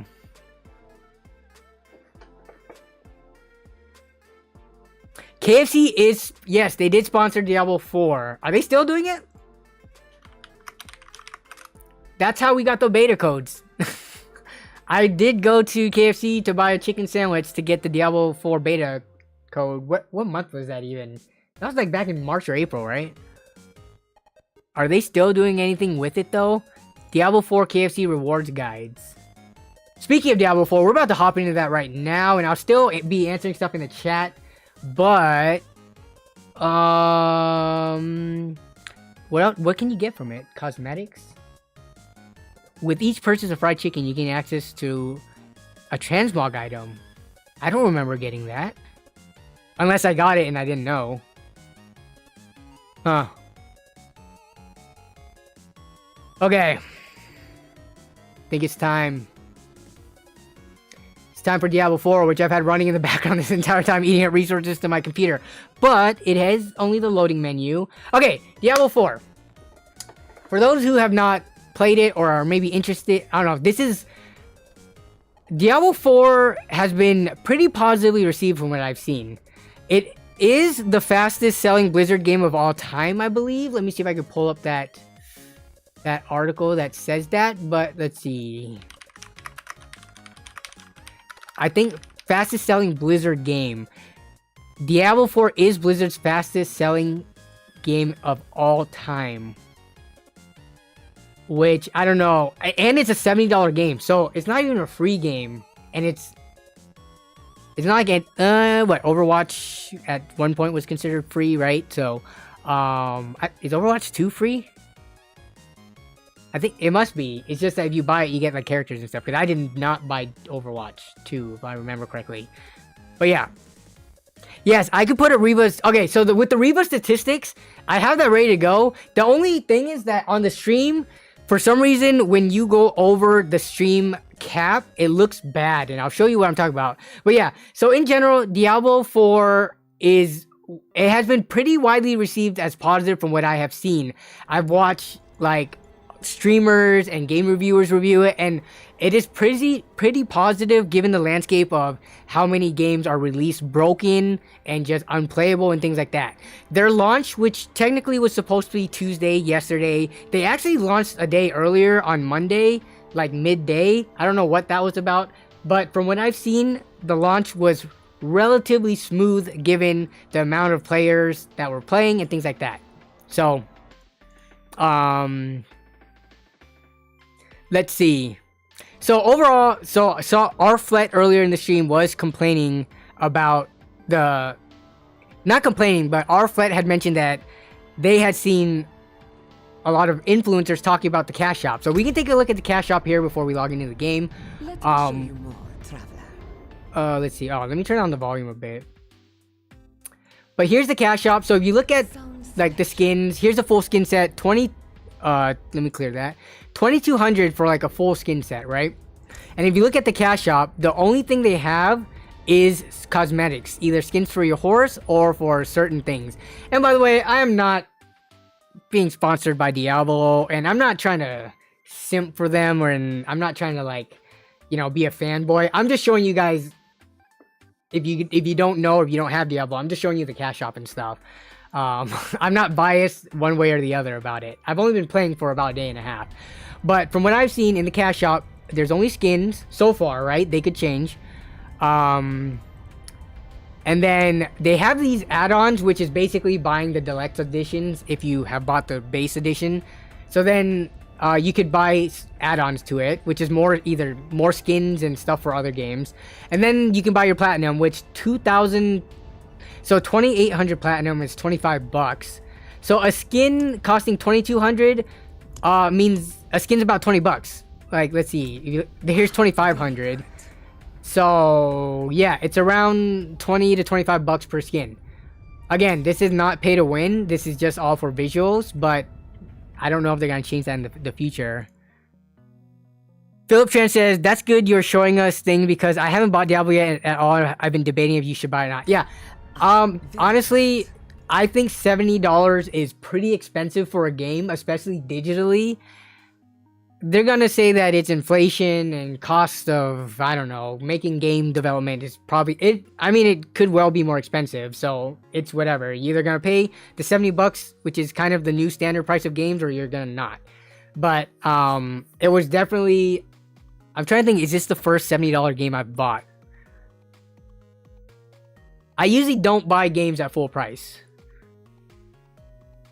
I can't even say that I spent $70 on Diablo. I bought an Nvidia promo code from someone for $45 on eBay. After tax, it was $50. So I didn't even spend the full price on Diablo. So I can't say that I've spent $70 on a game before. Exactly. Plus tax. So some people are paying like upwards of $77. But that's the cash shop. I don't know. I mean, the people who have been complaining about the cash shop, we're already seeing cash shops in games like League of Legends, Valorant, Apex, Fortnite. Every game that Call of Duty, every game out there has microtransactions. Diablo hasn't done anything that I don't personally think is like horrible compared to what is already existing. If anything, they don't have experience boosts or anything like that, or you can't buy in-game like items that make your character stronger so far. So cash shop wise, I think it's fine. So I'm gonna enter the game. Here's my barbarian, level 42. Let me enter it real quick. Is there a queue? Maybe I should have started this earlier. No, it's instantly in. Okay, so I have Riva Tuner. Let me turn it on. So you see Riva Tuner on the top left.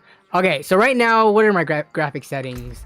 So if you look at it right now, as I run around, it's pretty smooth on stream, right? The stream is capped at 60 FPS, so it can only get so smooth. But look at what happens. I have a 144 hertz monitor, so let me go to my settings. So right now I'm running, you can see I'm using the RX 6600. I'm also streaming off of it right now, and I'm running Diablo off of it right now. So when it comes to streaming and recording gameplay, you don't need like a crazy powerful system, right? But look, I'm gonna change it to, if we look at the settings, I'm at high settings. I'm not gonna run ultra just because ultra in most games just plummet the FPS. But I've also 60 capped it for the stream. Now look, I'm gonna remove that cap and move it up to 144 hertz because that's what my monitor is that I'm running, 144 hertz. Now take a look at what's happening. So save changes. Now take a look at the on-stream performance. You see how it looks choppy as heck now? But look at the FPS.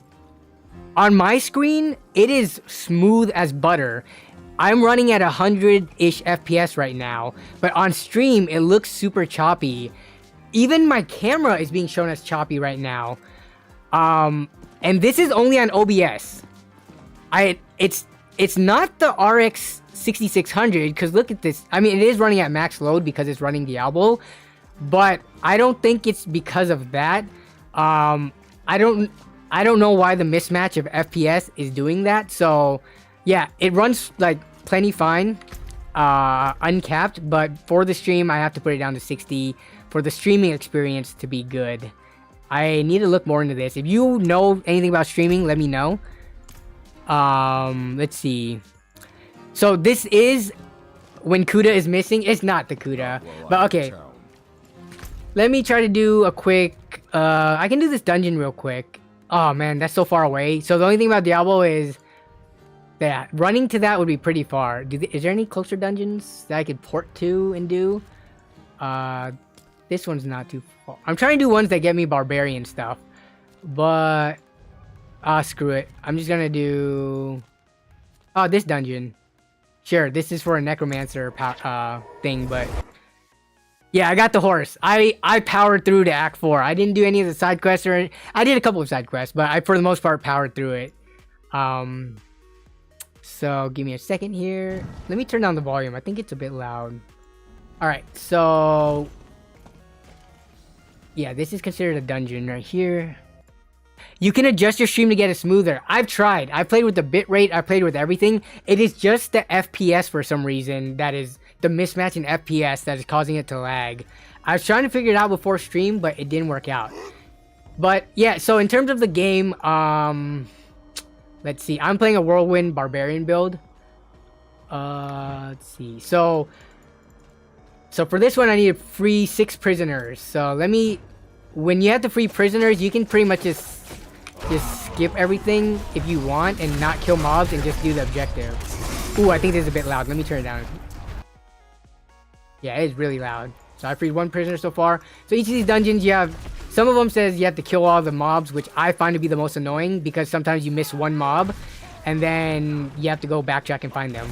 But when they give you stuff like this to do, it makes it a lot easier. So I'm just trying to free this guy and then move on. So I freed 2 of them so far. Oh, there's a 3rd one. It's the encoding. I'm encoding at H.265 right now.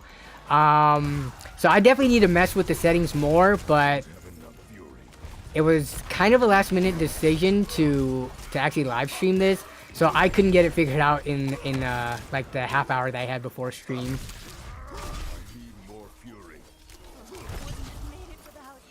Try encoding off your CPU. Yeah, no. So I did mess around with doing CPU encoding and quick sync because I do have an Intel CPU, and that did not work either.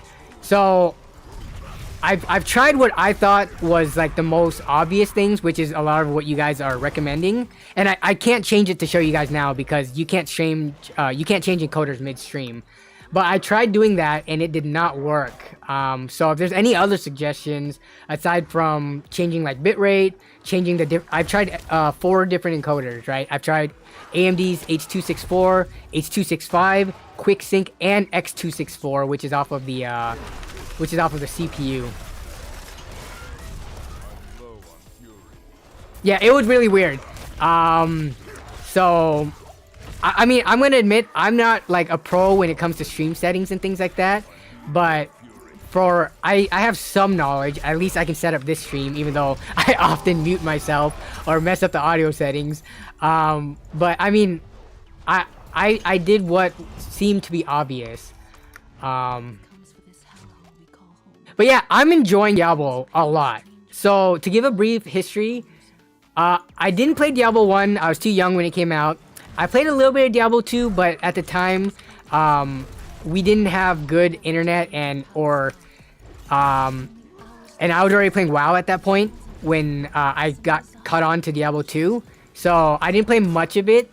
And then when Diablo 3 came out in 2012, I probably put over 1,000, if not closer to 2,000 hours into it over the years. And then so Diablo 4, I'm enjoying a lot based on that experience. What the heck am I doing going in here? Shane Essex says, how much did I play last night? I'm too embarrassed to say, Jason, but I did reach level 42 in one play session about. Shane Essex says, I've never played Diablo. Is this an open world? So Diablo, up till this one, was not open world. It was, you're in your own instance up to 4 players on Diablo 3. I don't know how many players Diablo 2 supported. But in Diablo 4, when you're not in a dungeon, it is an open world. But it's not a massively multiplayer open world like World of Warcraft, where you see like hundreds of people. You do see people adventuring out in the world, but it's usually a couple or a few at a time. And then when there's the big boss raid events, then you see like upwards of, I don't know, 20, 30, 40 people maybe. I don't know what the cap is. But you do see people out in the world. It is not massively multiplayer open world though. Now I gotta slay all the enemies. Crap, I can't skip into the enemies now. So this part of the quest, I have to kill everything. I got Diablo 2 Resurrected. I couldn't get into it. I think because when did Diablo 2 Resurrected come out? Whenever it came out, I was already preoccupied, I think maybe with World of Warcraft at the time. So I didn't play that too much. But yeah, so my build right now is the Barbarian Whirlwind build. I generate rage, I use my buffs, and then I just whirlwind the crap out of everything. I still need to optimize my gear. In terms of my gear, I do have quite a bit of legendaries, but half of them are just crap and they're just stat sticks.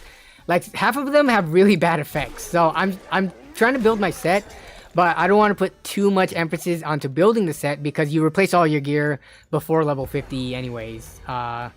So once I get to the Paragon points, I think I'll invest more into getting more points. I just got to World Tier 3 with a Blood Search Necro, doing pretty good so far, but you can get one shot easily in T3. Yeah, so I'm playing T1 right now just because as a melee class, I guess I could play a Ren build that can kite more, but as a melee class, melee is really hard when it comes to boss fights in higher tier worlds. So I'm just trying to, for my first run through, take it pretty easily, get to end game, and then yeah, I'll probably try it on a more difficult setting later on, after I like do the story mode, like on easy mode and stuff. But I'm enjoying it. If y'all have noticed, either on stream or on Discord, on Twitter, I have not made much commotion about Diablo, as I have with like WoW Classic and things like that. Diablo, while I was looking forward to it, I was not very vocal about it. And I wasn't like super as stoked about it. If anything, I credit Mod Kevin Ngo for constantly reminding and mentioning me of things about Diablo, because I really put Diablo 4 on the back burner. So I am actually really surprised by how much I've been enjoying it for at least, you know, since launch, which has only been like 2 to 3 days. But I can see myself putting a lot of... Oh crap, I'm at a boss. Okay, this Whirlwind build with the Ancients, it is really powerful against bosses because the Ancients, they come out and they do so much damage. But then I gotta wait for my cooldowns to come back up as I kite and let Ren do its work. I got my leap to generate rage. Yeah, you can group up with friends in random. Let's see. You have an explosive Necromancer. I played Necromancer during the beta, but I didn't want to play it this time around because I'm more of a melee type of person when it comes to Diablo. Like, I love the Monk, I love the Crusader, I love the Barbarian from Diablo 3. Not so much a fan of the Sorcerers or the Demon Hunter or the Witch Doctor in that. So I'm for the most part, I like the melee classes. Alright, we're about to kill the boss right here once I summon my Ancients. And he's gonna die. So you do the dungeons, you get loot, you get points, achievements, you unlock legendary effects for your weapons, and then it's kind of a rinse repeat. So Diablo is very much a grindy game. You are meant to do the same task over and over, and then they change it up by varying the dungeons and the boss mechanics and things like that. But Diablo, I don't know, how would you guys in the chat who have played it explain it? It is like the definition of a grindy game. Like MMORPGs like World of Warcraft and you know, EverQuest, Final Fantasy and stuff, there is some amount of grind to it, but like when you think of the grindiest genre ever, games like Path of the Exile, Diablo, things like that, you are meant to do the same tasks over and over and over to try to build up armor sets and things like that. Like you get all these items, you sort through them, try to get, you know, the best stats and stuff. The cool thing about this one is you can make rare items into legendaries by extracting legendary effects of your old gear, so you can carry it on, which I thought was really cool. They didn't have that in Diablo 3 really. Except for the cube, which was not the exact same thing, but yeah. It's a dungeon crawler with a good story, yeah. But the thing is, after the initial, like, first few weeks, nobody cares about story anymore. Because you play the story, and then they don't change it until they add an expansion. They don't add more story until there's an expansion. So, once you play past the story, afterwards, it is a grind dungeon crawler where you just try to optimize your build and just demolish mobs. We can go do another dungeon real quick. Where's the next nearest one to a portal that I have not done yet? Oh, I can probably try to show some open world stuff too. Yeah, Diablo is a grind game overall. With the battle pass, I can see them adding more story. Yeah, actually, so there's the battle pass stuff and seasons, that's all still to come on Diablo. So we'll see how that does. But if you look at the performance on my PC, which I do have a 12700K, which is barely being utilized right now, right? We're looking at, it's at like 50 degrees, and I'm running OBS, I'm running Diablo. I still have Premiere Pro open in the background. I'm running Last Claudia, which is my mobile game that I play. And I've got like a million tabs open. So the RAM usage is a little, and I've got a ton of Chrome tabs open, so my system is reading 34 gigabytes of RAM of usage, but Diablo is probably realistically only taking up like 24 of those. Diablo, if you've got the RAM, it's gonna use it. And I'm capped at 60 FPS for anyone just joining for stream reasons, because it comes out choppy otherwise with OBS. So I've already done that dungeon. Okay. Let me see if I can run around and find some world events. So with the open world, you can find people in the towns and in the open world. Let me try to see if I can find anybody out here doing anything. Side quests are a part of the story. Yeah, so there's a ton of side quests to do. So if we open up the map, you can look at like how much I've done in each of the zones. So I still have a lot to do, which I plan on doing since I now have my mount, because running is a pain. Oh crap, I just dismounted. There's a 10-second cooldown when you dismount. Let's see. Let me get back on the mount. Let me try to find a world event. Or like just a world, random spawn event.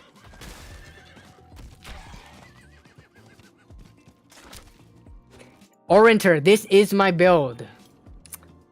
It started off with the 6700 XT, and I have slowly been downgrading to see how low I can go. And I mean, for the last few months, it's been more than a few months now actually since I've downgraded to the 6600. But yeah, I've been running all the streams off of it using the AMD encoder. I've been editing videos and rendering all my videos using it. So yeah, I've had, there it is. Is this one where I have to follow the kid? What is this one? So this is an event that people can join. So they make it more communal like this. We're gonna slay the enemies, okay? Am I supposed to look for survivors or something? Keep all the survivors alive. Any reason for downgrading? Downgrading because I don't need the full power of the higher end GPUs, as well as actually sitting in the driver's seat of a system, or at least a graphics card that's not super high end, and more of like preaching or practicing what I preach, I guess.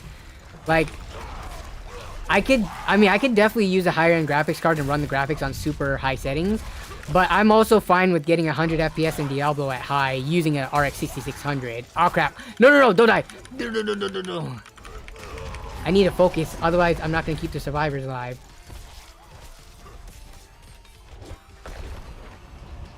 Ah, they sent these elite mobs on me. I don't think I'm gonna... Oh, I just need to keep the survivors alive. I don't even need to...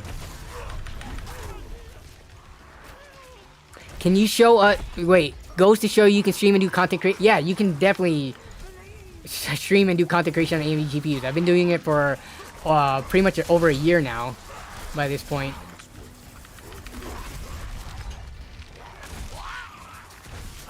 I am gonna hop over to Intel soon though, just so I can do AV1 streaming and encoding to see what that's like.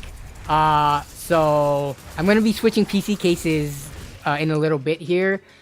Corsair sent me one of their new cases that they released, and so I'm gonna switch cases and then put in a new the ARC A770. So, and then I'm just gonna use that, see if, you know, I get all the crashes and weird bugs and stuff. With AMD, I haven't had like driver issues or anything like that. So I've been happy with the performance. And Diablo, I think Diablo is considered a NVIDIA sponsored title. At least they're doing a promo with it. I need to look more into it, but I think with NVIDIA cards you are supposed to, I would imagine you get better performance. Personally, I want to see Nerd on a higher budget. I have built higher budget systems, but like the one that I originally built was $1,500, which in the grand scheme of things is not that expensive. But I downgraded the graphics card over time slowly. So I'll be him. Oh man, I'm butchering the name. But you bought an RTX 3060 Ti used for 210. That is a W. A 3060 Ti. I recently bought one, and it's gonna be for a video. But and also there's a pickup video because I drove into the woods to pick it up. But I picked one up for $220, and I thought that was a pretty good deal. 210. You're looking at, for 3060 Ti's, they're going for around 270 on eBay right now. So I would say 210 if you got that local too, no tax. Very good deal. I feel like the price and performance of the 7900 XT isn't terrible at $800. I would agree with you. If you're looking just for pure rasterization performance, that's not a bad deal at all. But if you're starting to, because at $800, I feel like people are starting to care about things like ray tracing and maybe like NVENC encoder related stuff. At $800, unless you're okay and are fully aware of the things that AMD are still missing compared to NVIDIA, then yeah, I think $800 is fine. You just gotta be, you know, well versed in what each of the companies or what each brand has to offer.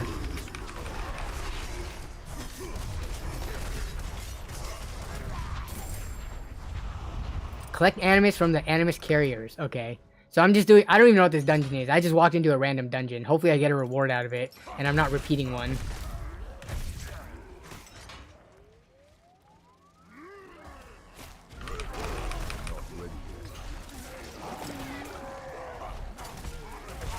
Oh!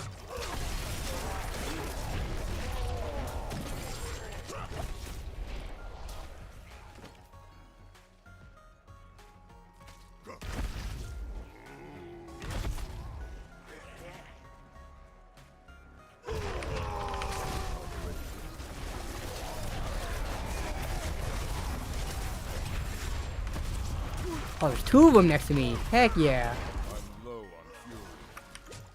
My build right now has rage generation issues because I am doubling the usage of my Fury for 135% of the damage. So I go through my resources super quick. I've seen 3090s around 500, and I've been considering that over 7900 XT. Yeah, but So used graphics cards are always going to be cheaper, right? You always take a huge markdown, especially like 2 years after a graphics card comes out. There's a major price drop. So it's fine to like buy a used graphics card, but to bring it into an argument, like I don't like it when, if you were to discuss a new graphics card coming out, I don't like it when people like say, oh, it's not worth it because you can find a used card for cheaper.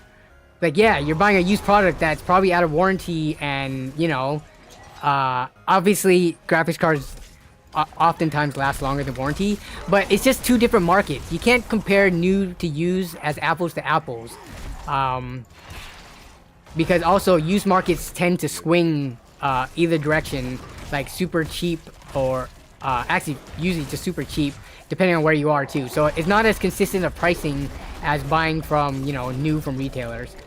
Obviously, I am a big fan of used parts, but I see,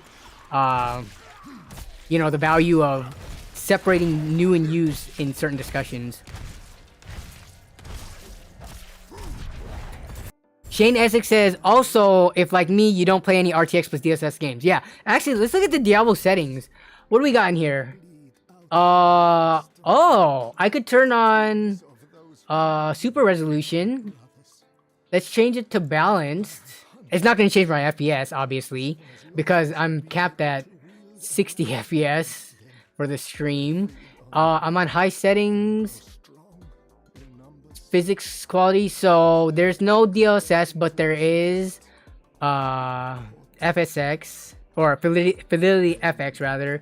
Yeah, so there's no other options in here for DLSS. Surprising is, let me look this up. Let me look this up real quick. Is NVIDIA, or is Diablo 4 an NVIDIA sponsored title? To give GeForce gamers a definitive PC experience, Blizzard and NVIDIA have partnered to bring game change. Yeah, what the heck?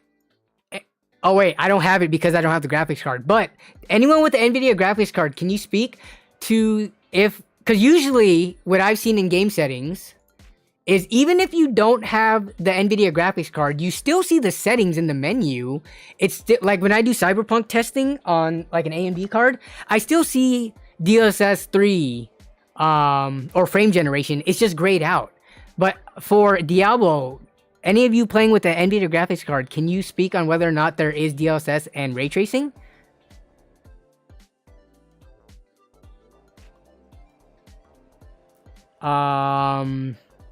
Well, ray tracing shouldn't even matter. That's not even specific to NVIDIA. Like, if it had ray tracing, we should see it in here. Which, let me take a look again. It has it. There is frame generation. Okay, so it just depends on if you're... So, interesting. It just doesn't show up if you don't have an NVIDIA graphics card.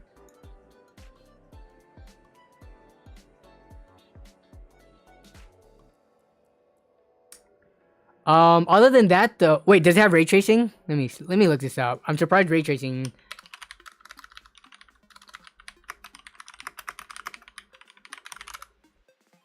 According to the blog post, during both the open and launch, Diablo 4 will not support ray tracing. Okay, so that is exactly what we're seeing right here. I'm gonna save that there. So we have Fidelity FX. It's still the same resolution, and to you guys, you probably can't even tell the difference. Oh god, it just felt like the performance changed.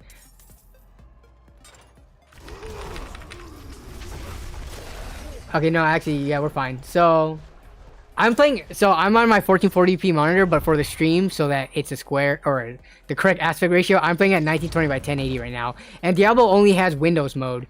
So, yeah, you can't set a set resolution. It's either windowed or windowed full screen. Which is, I feel like that's the direction games have been moving to. I've seen a number of recent titles only have these two. And am I dying? Something's killing me? Oh, I have not even finished this dungeon yet. Let me finish it real quick. Developers talked about it 2 days ago. The Diablo developers? Or NVIDIA developers? And like I said, I definitely have not been following with the keeping up with the Diablo 4 news up until it launched, and now I'm kind of hooked on it.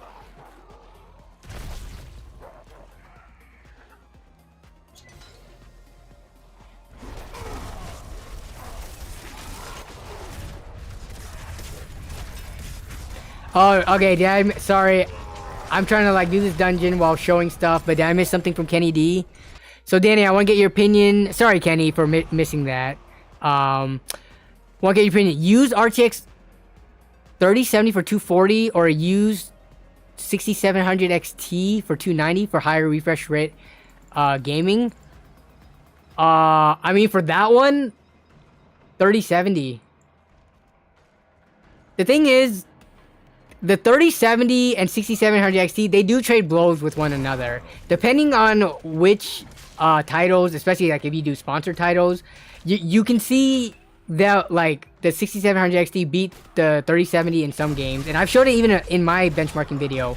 They trade blows back and forth, depending on the game. So, just based on price alone though, 50 euros cheaper for the 3070, which is going to have a better resale value. It does have more features out the gate, being NVIDIA during that generation compared to the 6700 XT. I mean, I'm a fan of AMD, but you're going to get two almost equal price cards. But in this case, the NVIDIA card, or two equally performing cards, but in this case, what is that? 1/6 of the price cheaper almost on the NVIDIA. I'm saying go NVIDIA. 3070 for 240 is the card to get between those two. What do people in the chat say? I mean, you're gonna get better ray tracing performance. You get DLSS, even though there's FSR on AMD side of things. But in terms of resale value, and the 3070 does beat it in some games. Yeah, 3070.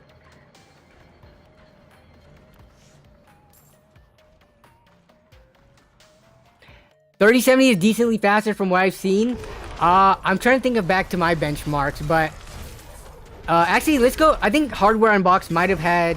Let me finish this dungeon before I like don't finish it. Defeat. Jeez, this is a long one. But now I'm on the final boss. We can pull up the benchmarks real quick. Of like, I think Hardware Unboxed is like a 40 game benchmark or something between them. So we can look there and see what they found. Because usually I only do like 12 to 15 game benchmarks. So we can look at a broader, larger, like sample size.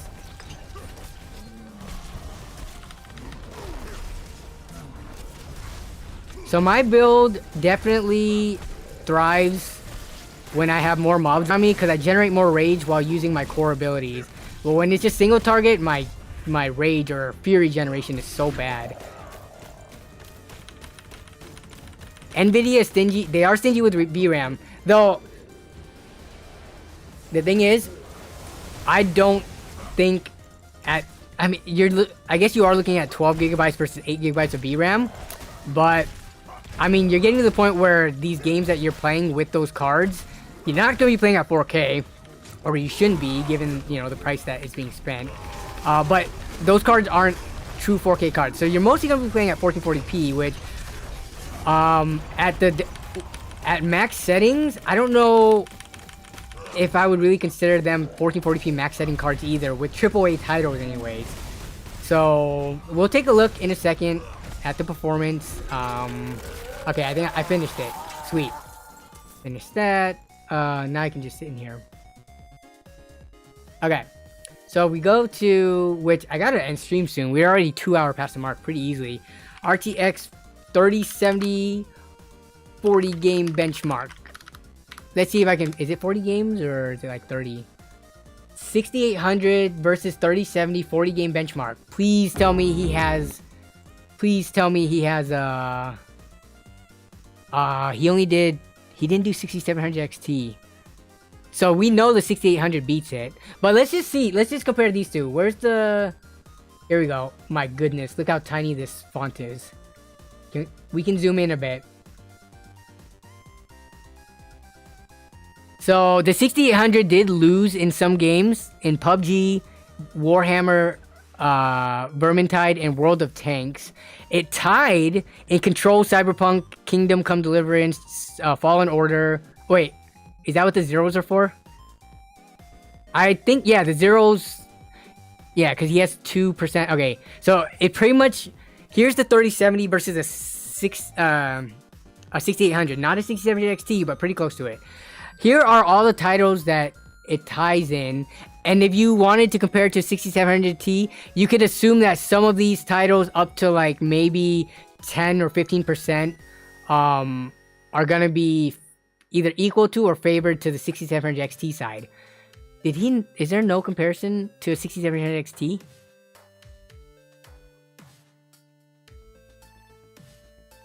Ah, Jack Potter. Yeah, so it does depend on your use case. VRAM helping with VR. I would say that's more of a niche case. Let's ask. We're gonna end this off as normal. We're not gonna end with me playing Diablo because I think I've already showcased it enough. But I do want to ask a poll. Do you own a VR headset to use with your desktop PC? So this doesn't count the what's it called? The Meta Quest. The Meta Quest, because those are, they're kind of, they can be plugged up to a PC, right? But they also are their own computers. I guess, do you own a VR headset that you use specifically with your computer where you're leveraging the graphics card and like VRAM and stuff like that? I'm just curious, and I think this is gonna change over time, but VR is still very much, I think, in its early adopters phase. It is not like a mainstream, widely accepted form of tech yet. It is getting cheaper. You can get VR headsets for as low as like 400, 500 bucks, which, if you think about it, is kind of crazy because VR is pretty fun, but I don't think many people have adopted it yet. Jason Witmer says, my favorite tech influencer taught me I should care about VRAM, so now all of a sudden I care about it. I mean, you should care about VRAM, but I think not to the point where I think everyone is just dogpiling on NVIDIA about it now. Like, yeah, VRAM is important, but there's a lot more to the story. There's a lot more. There's other things that NVIDIA bring to the table that AMD doesn't. Whereas AMD, yeah, they bring the lower price, they bring the VRAM. But NVIDIA, you know, you guys know me. I've been using, I guess I've been using both AMD and NVIDIA over the years, but I made the shift to AMD and I showcase more AMD graphics cards in my videos. And I'm even saying NVIDIA is getting probably more hate than they should about the VRAM issue. Kale 130, see, I don't think that's an issue. You bought a 6600, you said right before the whole 8. If you're buying a $200, which is what the RX 6600 costs, $200 right now, brand new. And even a year ago, it was only like a $220 or $250 card. I think 8 gigabytes of VRAM for that price is fully justified, so it's fine. It's only, I think the debate or the argument becomes, it holds more ground when you start spending in the upwards of $600, $700, $800. Then it's like, yeah, okay, what's going on here? Though I think for NVIDIA, what, the $600 4070 has 12 gigs, so it's not 8 gigs, but the 4060 Ti has 6 or has 8, so yeah. Yes, I given the prices that you were listing, it's not only is it a lower price, but it performs almost the same, if not better, in some games. I call them pretty much head to head. People are gonna say one or the other is better. I would say they're pretty much head to head. But you're getting the 3070 for 50 euros less. So that is, and the resale value, again, that has some weight to it. Lord Leo says, I don't think the VRAM thing matters much outside of 4K gaming. It matters at 1440p, like ultra settings, high textures, and stuff like that. And I think Hardware Unboxed even showed that. But again, complain about it for the high-end graphics cards. But for some of the lower end ones, like for 400 bucks, I don't know if it's like a point to talk about, but I don't know if it is like that heavy of a contention point. Shauner says, sorry left because the Nugs game on. Surprised to see you still streaming. Yeah, we are going over time because, I don't know, there's been a lot of good chat going on as well as showcasing Diablo. So, welcome back, Shauner. We are about to end soon, though. I'm just spending the last, 5 to 10 minutes, as always, chilling with chat. Yeah, so...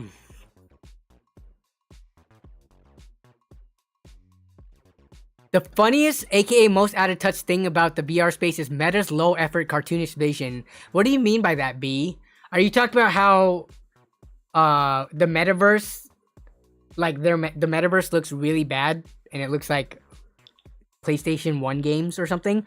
Or can you elaborate on this point? Because if that's what you mean, then... Oh, exactly. Okay, so you're talking about how Meta, especially since I feel like Meta, they kind of kicked off the whole, hey, let's have this, like, Ready Player One type world that you can just be immersed in, right? They had all these, like, advertising campaigns and stuff like that, promoting it. And when you look at the metaverse and what it looks like, it doesn't look like how it was portrayed in Ready Player One, or... Obviously, there are limitations right now with the graphics quality of a complete open world like that. But, what was the, someone brought up the Apple Vision?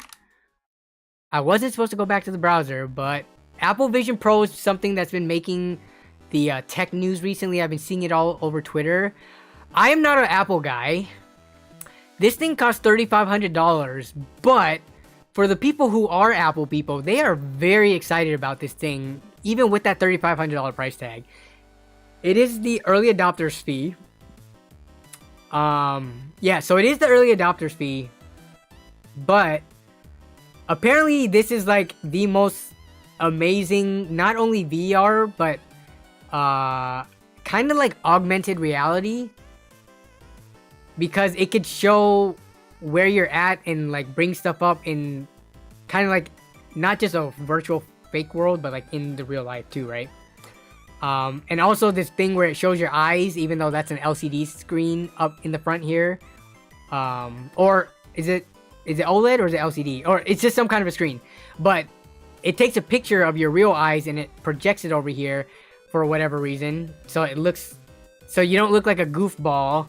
Let's see, Mark Zuckerberg VR. So that you don't look like this with like your eyes hidden, just standing there. Like, it makes you look like you're still present, I guess, when your eyes are visible. Jason says, if anyone can make VR more mainstream, it's Apple, not Meta. We need them, and teaching people is not just for games. That's a good point. I have not used an Apple product. Okay, lies. I got a tablet for YouTube uses, but like in terms of, aside from that, my last like day-to-day usage Apple product was the iPhone 4 back in like 2010, 29. When did the iPhone 4 come out? So I've been out of the whole Apple product ecosystem for a long time, but I've recently been thinking, like, should I hop back on an iPhone just to see what it's like and see if I could use it? I make a lot of talking points as to why I like Android over iPhone, but can I go over to Apple and get the iMessage, which, my goodness. Yo, remember, I don't know how long ago it was, on stream, we talked about you cannot use iMessage, and because of SMS, or MMS, the picture quality sucks. And then I remember you guys told me to get like some kind of one of these messenger apps. You told me to use Messages or whatever. I think it was Messages with the blue chat bubble. That one did not give me higher quality images. The image quality still sucks. So in terms of sending pictures back and forth between my loved ones and friends and stuff, iMessage alone seems to be a really good reason to switch over. And I think iMessage is a reason a lot of people love the iPhone over Android phones. How is there not an app still in this day and age that can integrate Android users and phones with iMessage over the internet. Like, how is that not a thing? Shane Essex says, I have never owned an Apple product. Kevin Go says, don't go Apple, lol. Jason Wimmer says, personally, I think VR is dead in the water. AR is far more popular, akin to calls to cell phones eventually. VR, I don't know. AR definitely is very cool. Having all your, especially if they can get goggles and like glasses down in size and have it look less goofy as you're walking out in public.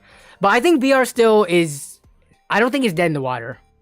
I think VR, as the tech gets better, as it gets more cheap and accessible, it will be here to stay. That's my prediction on it. Feel free to come back in 10 years once that's the case and show me this clip if I'm wrong or not. But yeah, anti-Apple people are weird. iPhones are great. I mean, I know plenty of people who have switched over from Android to Apple and are fine with it. So my biggest thing, obviously, it's kind of like the whole AMD versus NVIDIA, where Android is akin to AMD, you know, open source, cheaper, and NVIDIA is akin to Apple, you know, more expensive, elitists, you know. I have no inherent problems with iPhones. I think cost is one of the biggest ones. I guess I could always find a used iPhone from a couple generations ago and use that. So I don't know. I've had my phone now for, I think, coming up on 3 years. I bought it used. I mean, you can see right here. Let me make sure. Okay, there's nothing private. Oh my goodness.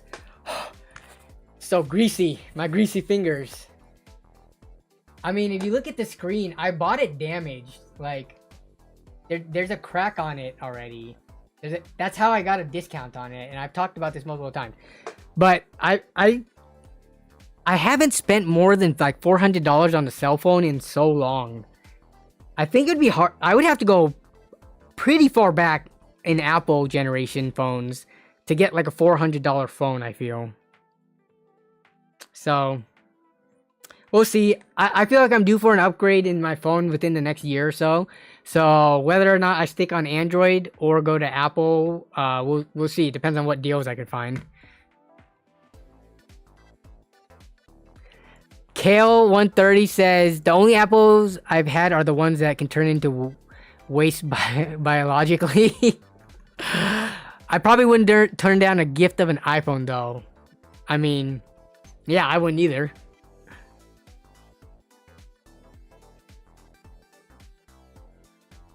The only reason people stick with Android, they think it's freedom of choice when using it, and the truth, it's too unsecure. When you say too unsecure, you mean like people are insecure, or do you mean like in terms of viruses and malware and being hacked and stuff like that, Androids are not secure? Brand new iPhone SE is $400 and your wife loves it. Let's take a look. We're gonna really end the stream on looking at iPhone SE. The new iPhone SE. Okay, let's take a look at this thing. Okay, starting at $429. What are the stats? So what is this equivalent to? Here's the thing. I don't know what the heck iPhone SE means. In terms of equivalent performance and specs to a iPhone number, like iPhone 9, 10, X, 11, 12, whatever. What is the SE the most equivalent to? It says, I guess, is this true? At the heart of the iPhone SE, you find the same super powerful A15 Bionic chip. So it has the same chip as the iPhone 13, but what about camera and stuff like that? Like, what is the closest thing to it? It is the same CPU. Yeah, I don't know if I need more CPU power. So I've mentioned this before. For me, on a phone, I think the camera quality, honestly, which is weird to say, I think camera quality is my number one thing that I look for. Then probably comes storage, and then probably the reason I prioritize those things is because most modern day phones, they have decent amount of RAM and decent amount of CPU in it. But the camera is just something that I don't like. I like taking high quality photos with my phone quickly on the go to send to friends or family or Discord and things like that. I don't want to have to pop out my DSLR camera and transfer my SD card. You know, I don't want to do all that all the time. When I'm posting stuff online, it's nice to, that's why the phone camera and video quality, picture and video quality is like really important to me. And then the storage memory size is important because for most phones, it's not expandable. I don't think any iPhones, no iPhones are expandable, and then only certain Android phones have like SD card slots. So storage is important because you could really quickly fill stuff up with videos, downloaded content from like Netflix, YouTube, whatever, music libraries, and yeah. But I like hoarding pictures and videos, just like I do on my computer on my phone. Like I don't delete videos and pictures for the most part when I have a phone. So having like 500 or 256 gigabytes is usually preferred for me. Storage does equal arm and a leg with Apple. Let's see what we get here with the iPhone SE. Do they have different tiers? Yo, let me see the specs. Here we go. So iPhone 4 SE, what do we have here? We have so it's a 4.7 inch display too, which is a lot smaller than the other phones. And Jason, I forgot, what phone do you have? All right, this is gonna be the final poll for the night. Man, we've been going for long, but people have been sticking around. So shout out to y'all for one being very chatty in the chat tonight, being very active. So you do have an iPhone as well. Okay.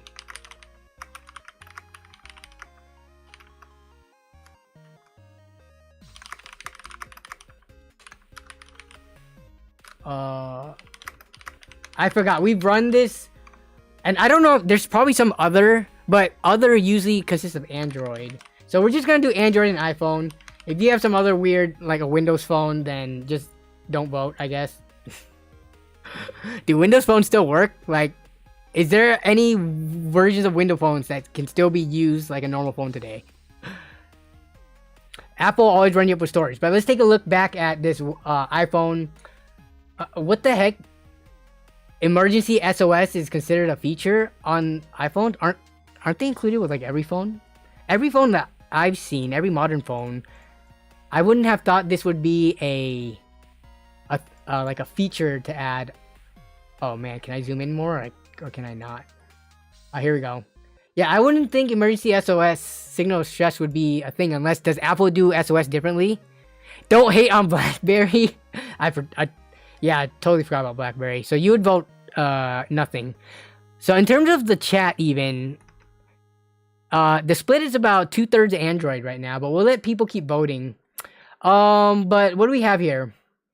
Really? They're just gonna not show camera quality, front camera. 12 megapixel main. Okay, so with the newest one, so with the 14 non-pro, you do get 12 megapixels, but this one has an advanced dual camera system. Yeah, so the only reason I'm curious how good this one still is. I need to watch comparison videos if I am gonna consider an iPhone. But where's the storage? They just leave that out? Learn more. We gotta learn more.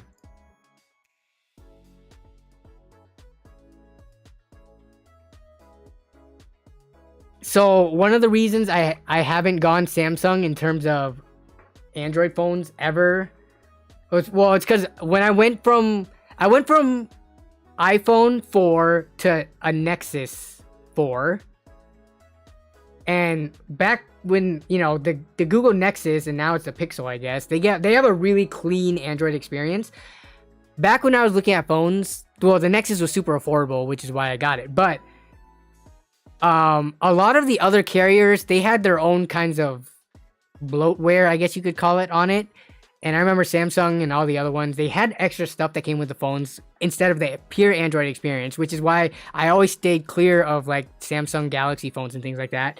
And then after my Nexus, I got the OnePlus One, which is pretty much pure, almost pure Android. If anything, it's like a better pure Android with like some bells and whistles. So I've been on OnePlus ever since the OnePlus One. So that's why I haven't gone with Samsung and their expandable SD slots and stuff like that. But if that's not the case anymore, I would consider Samsung phones, but they are really expensive for flagship stuff. Yes, I own OnePlus right now. So this is the OnePlus 8 Pro. Prior to this, I had a OnePlus 6. Prior to that, I had a OnePlus 2. Prior to that, I had the OnePlus 1. And remember, the OnePlus 1 was like, what, 250, 300 bucks? I forget, but it was dirt cheap. OnePlus 2, I think the model I got was 400. I bought the OnePlus 6 used for about 400, and then I bought this OnePlus 8 Pro used for about 400. 3 to 400, I forget. Yeah, Samsung has too many bloatware before, and processor RAM cannot handle it properly. The Samsung still have bloatware is my question.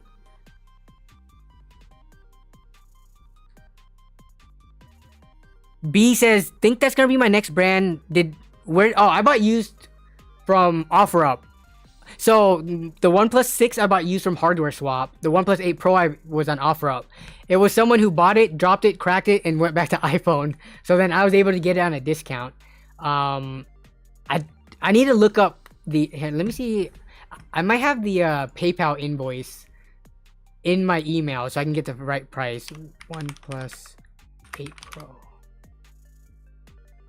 Because I paid via PayPal. Dang it.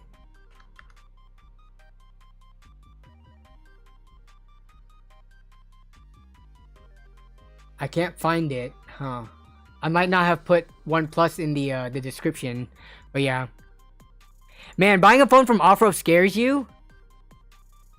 Is it because you think they might have like rooted it with some weird malware stuff that will steal your information as soon as you log in? That can somehow override the factory reset? So the person I bought it from, I mean, you're right. You can't judge a book by its cover. I just bought it from someone who just seemed like a normal person. It was a girl that wanted to try Android, didn't really like it, also dropped and cracked it, and decided to sell it to go back to iPhone. She could have been like a malicious hacker or something like that.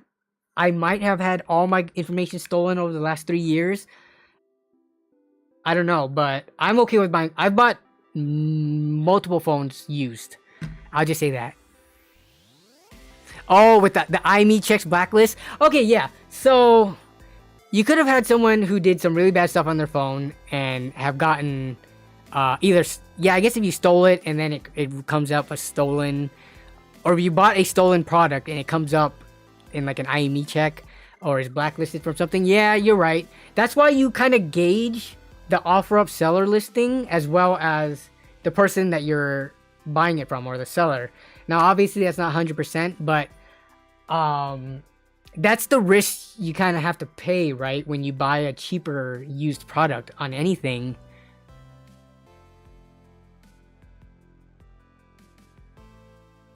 Amazon refurb for iPhones has a 90-day return policy sometimes. Okay.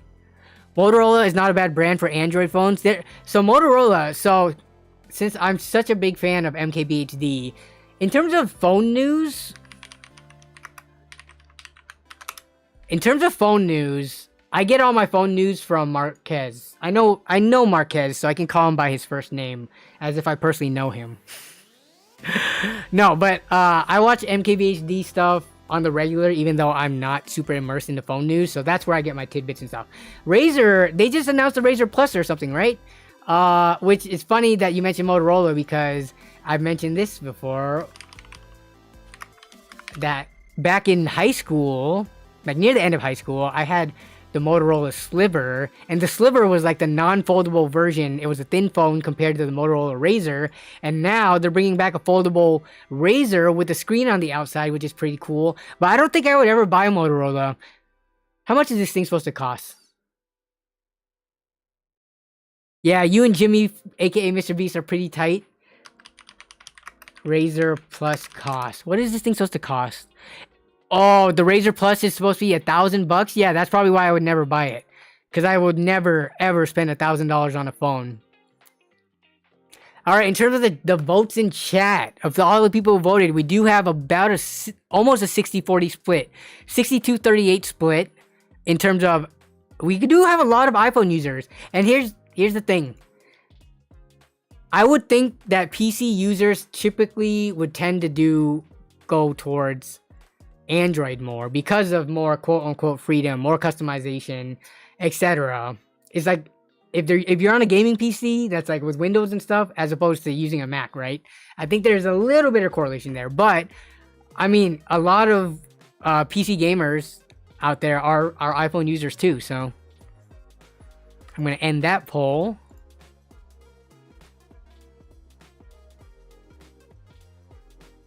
The Moto E5 Plus, which had a little fireworks show, yeah. Yeah, I mean, I don't cover any phone tech on the channel, and I never tweet about it or anything like that, but sometimes when it comes up, it is always interesting to talk about. And again, like we've talked about it before, people probably use their phones more than they use their like desktop gaming computers or handhelds or VR headsets or anything like that. But it's funny because I'm a hypocrite because of this. I refuse to pay that much for a phone despite how useful it is to me. Can anyone out there relate to that? And can we explain why? Why is it that I'm okay with like spending $1,000 on a PC, but I put way more hours into a phone than I do a PC? Like, yeah, when I'm sitting down and using a computer, I'm using it. But throughout the day, how often are you checking your phone and using it, like, you know, just when you're not at the computer? I definitely, more hours are put into a phone than a computer, for me anyways.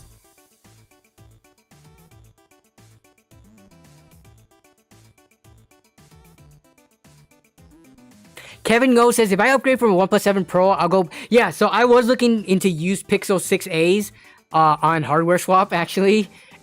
Because I've been thinking about upgrading phones. I didn't pull the trigger, though, because I think they were still going for, like, 500... Was it 500? I don't know. I'm pretty cheap when it comes to phones. I can't explain why. It's because doom scrolling on a $1,000 phone is similar to a $200 phone. Easier to see a difference between a 4K and 1080p on a gaming PC. Yeah, actually that probably explains it just perfectly. Though I will say,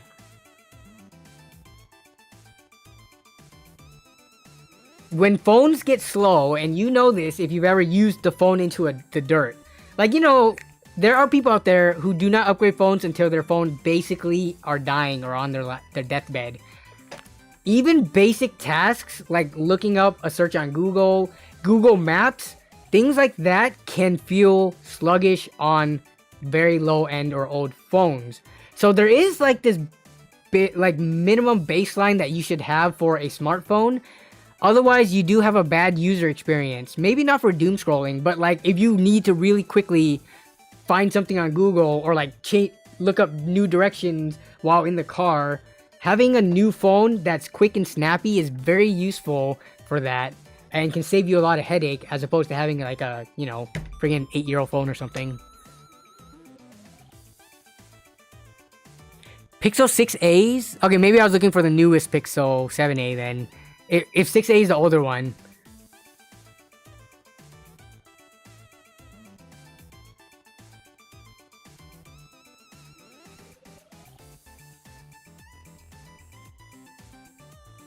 You can get the job done at the lesser price. Yeah, that's true. I mean, you can get the job done with a lower end PC, used PC too. And some people are perfectly happy with it, just like they're perfectly happy with older used, like less expensive phones. Like I have built a number of like $300 to $500 systems, have given it to people, and they have enjoyed the crap out of them. Probably because they don't know any better and haven't ever played on a $1,000 PC, but they still enjoyed it nonetheless. Zach Barney finally got the 4070. Sorry, I was going on a phone rant, so I didn't see all the messages. But congrats on finally getting your 4070. You know what? Some people are going to say that is a horrible value. Even in my review, I said it wasn't the best value.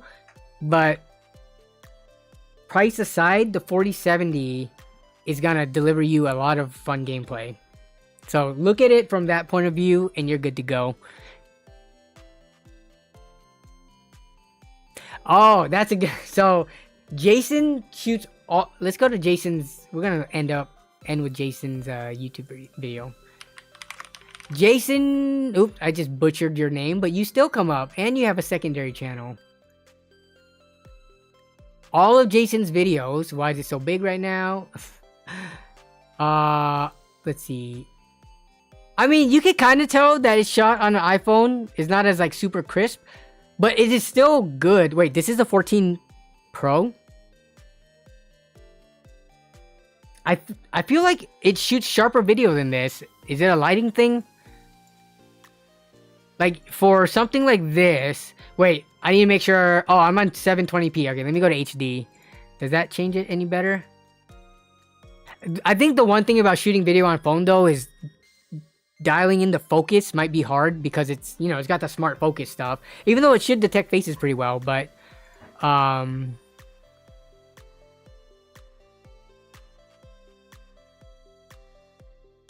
mean... I think also...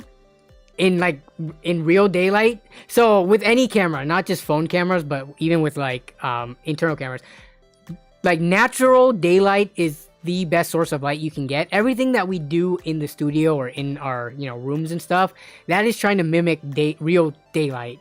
So you will always see better. Like, I think when they showcase iPhone videos, they typically try to do it outside on a sunny day. And that's just like the best quality you can ever get. Then when you take it inside, it is going to depend on like your lighting quality to like fully like maximize how good the image looks. But yeah. Yeah, that was shot at midnight with two 10-year-old lamps. Yeah. So, I mean, for content creation, you can do everything in one with the phone. Do you zoom at all, Jason? Or do you do it at like the most zoomed out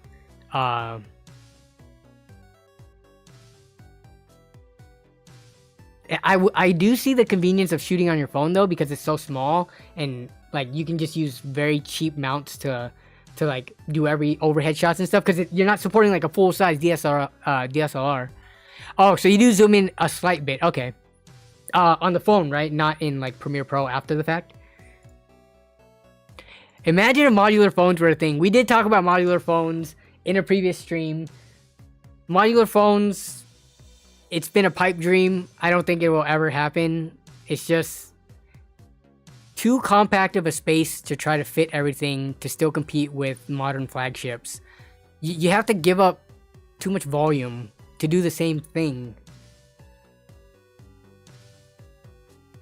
Add ring lights for cheaper way. A ring light doesn't fully solve the lighting issue. I actually bought a ring light before and I had to return it because first of all, I wear glasses, so the ring light reflects right on your glasses.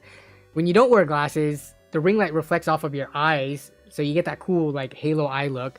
But yeah, since I wear glasses, ring light is just like no go. But also ring light, it alone doesn't fully solve like the lighting issue. What are my thoughts on the Apple Vision Pro? We talked about it earlier.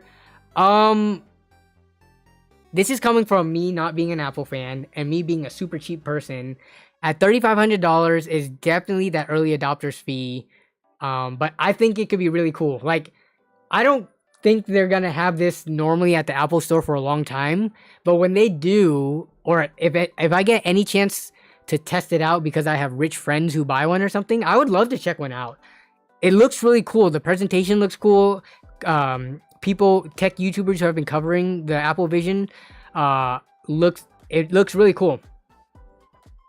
And Apple being, you know, like Jason said earlier, Apple kind of paving the way for other companies to maybe come in and later do it for cheaper. I think that's always a good thing. I'm not an Apple hater to the point where I'm going to talk down about Apple products. They do have their audience and their customer base. Yeah, buy one and keep it sealed. It'll be worth the... I don't know. That might only be the original iPhone that is worth that much based on the MKBHD video. Like, if we go to eBay, can we look for a sealed iPhone 3G? How much is a sealed brand new iPhone 3G? Brand new sealed. That looks fake. Oh, wow. Okay, which ones have been sold though? Here's one for $35,000. I'm actually pretty surprised. Let me see. Let me look at sold listings. Sold items. Okay. Can I not sort by brand new?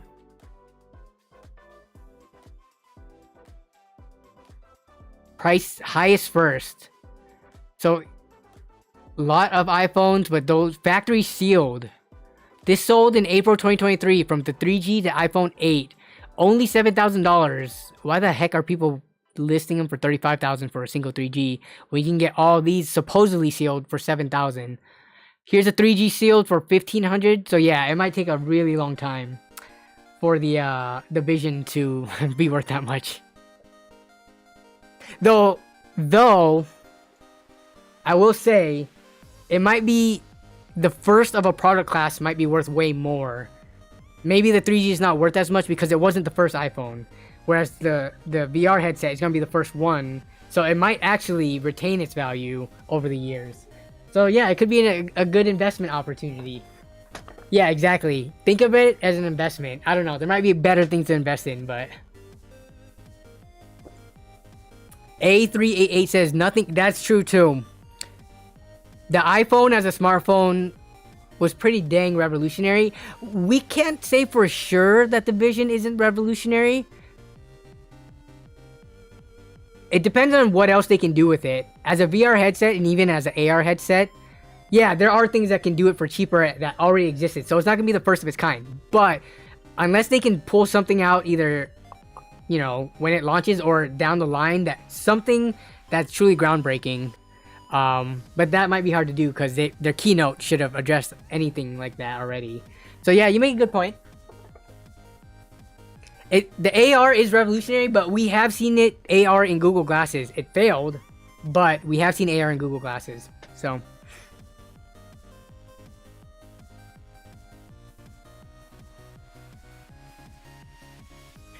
Riot Noob talking about lighting. Okay. So, actually, I'm curious. For the people who are, like, light pros, how is the lighting on the stream right now? What do you think of this lighting?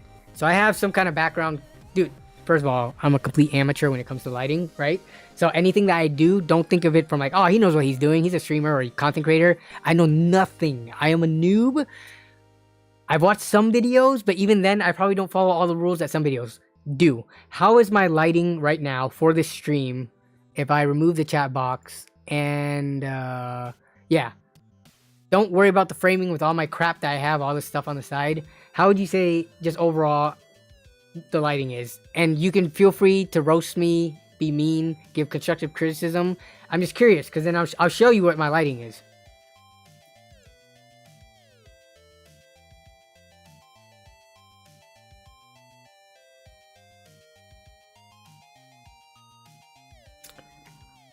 Let me see if I can get this thing working.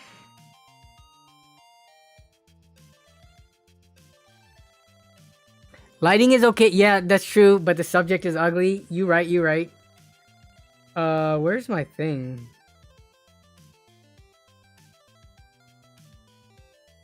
Let me see if I can get Droid Cam to work. Did I need to do anything specifically? Droid Cam, where are you at?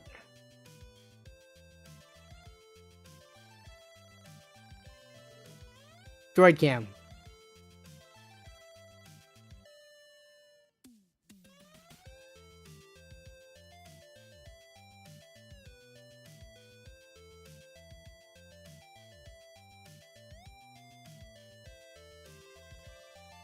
Nope, that's not it. Oh, here it is.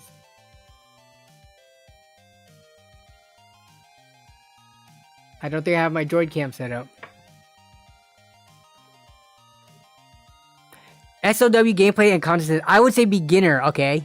Diablo 4, good enough for me with my old eyes. I need studio lights. I'm trying to show you what my actual camera setup is, or my Droid Cam is a way for me to... Oh, is this gonna work? Droid Cam is a way for me to show... Yeah, I'm gonna end soon.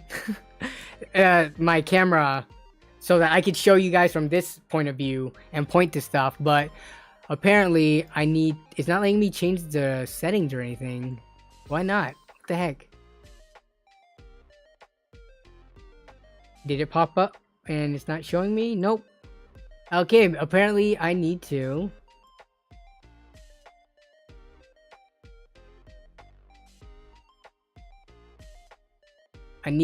Mess with that. So I cannot show you, but I have a single light going on right now. I only have one light right there. I guess that's what they call the key light. It's like at an angle to my face, but that's the only light I have going on right now. So that's why it's kind of dark. And then I have these two like RGB strip light tube thingies that I built in the background, but that's the only light I have. So if I were to turn these off,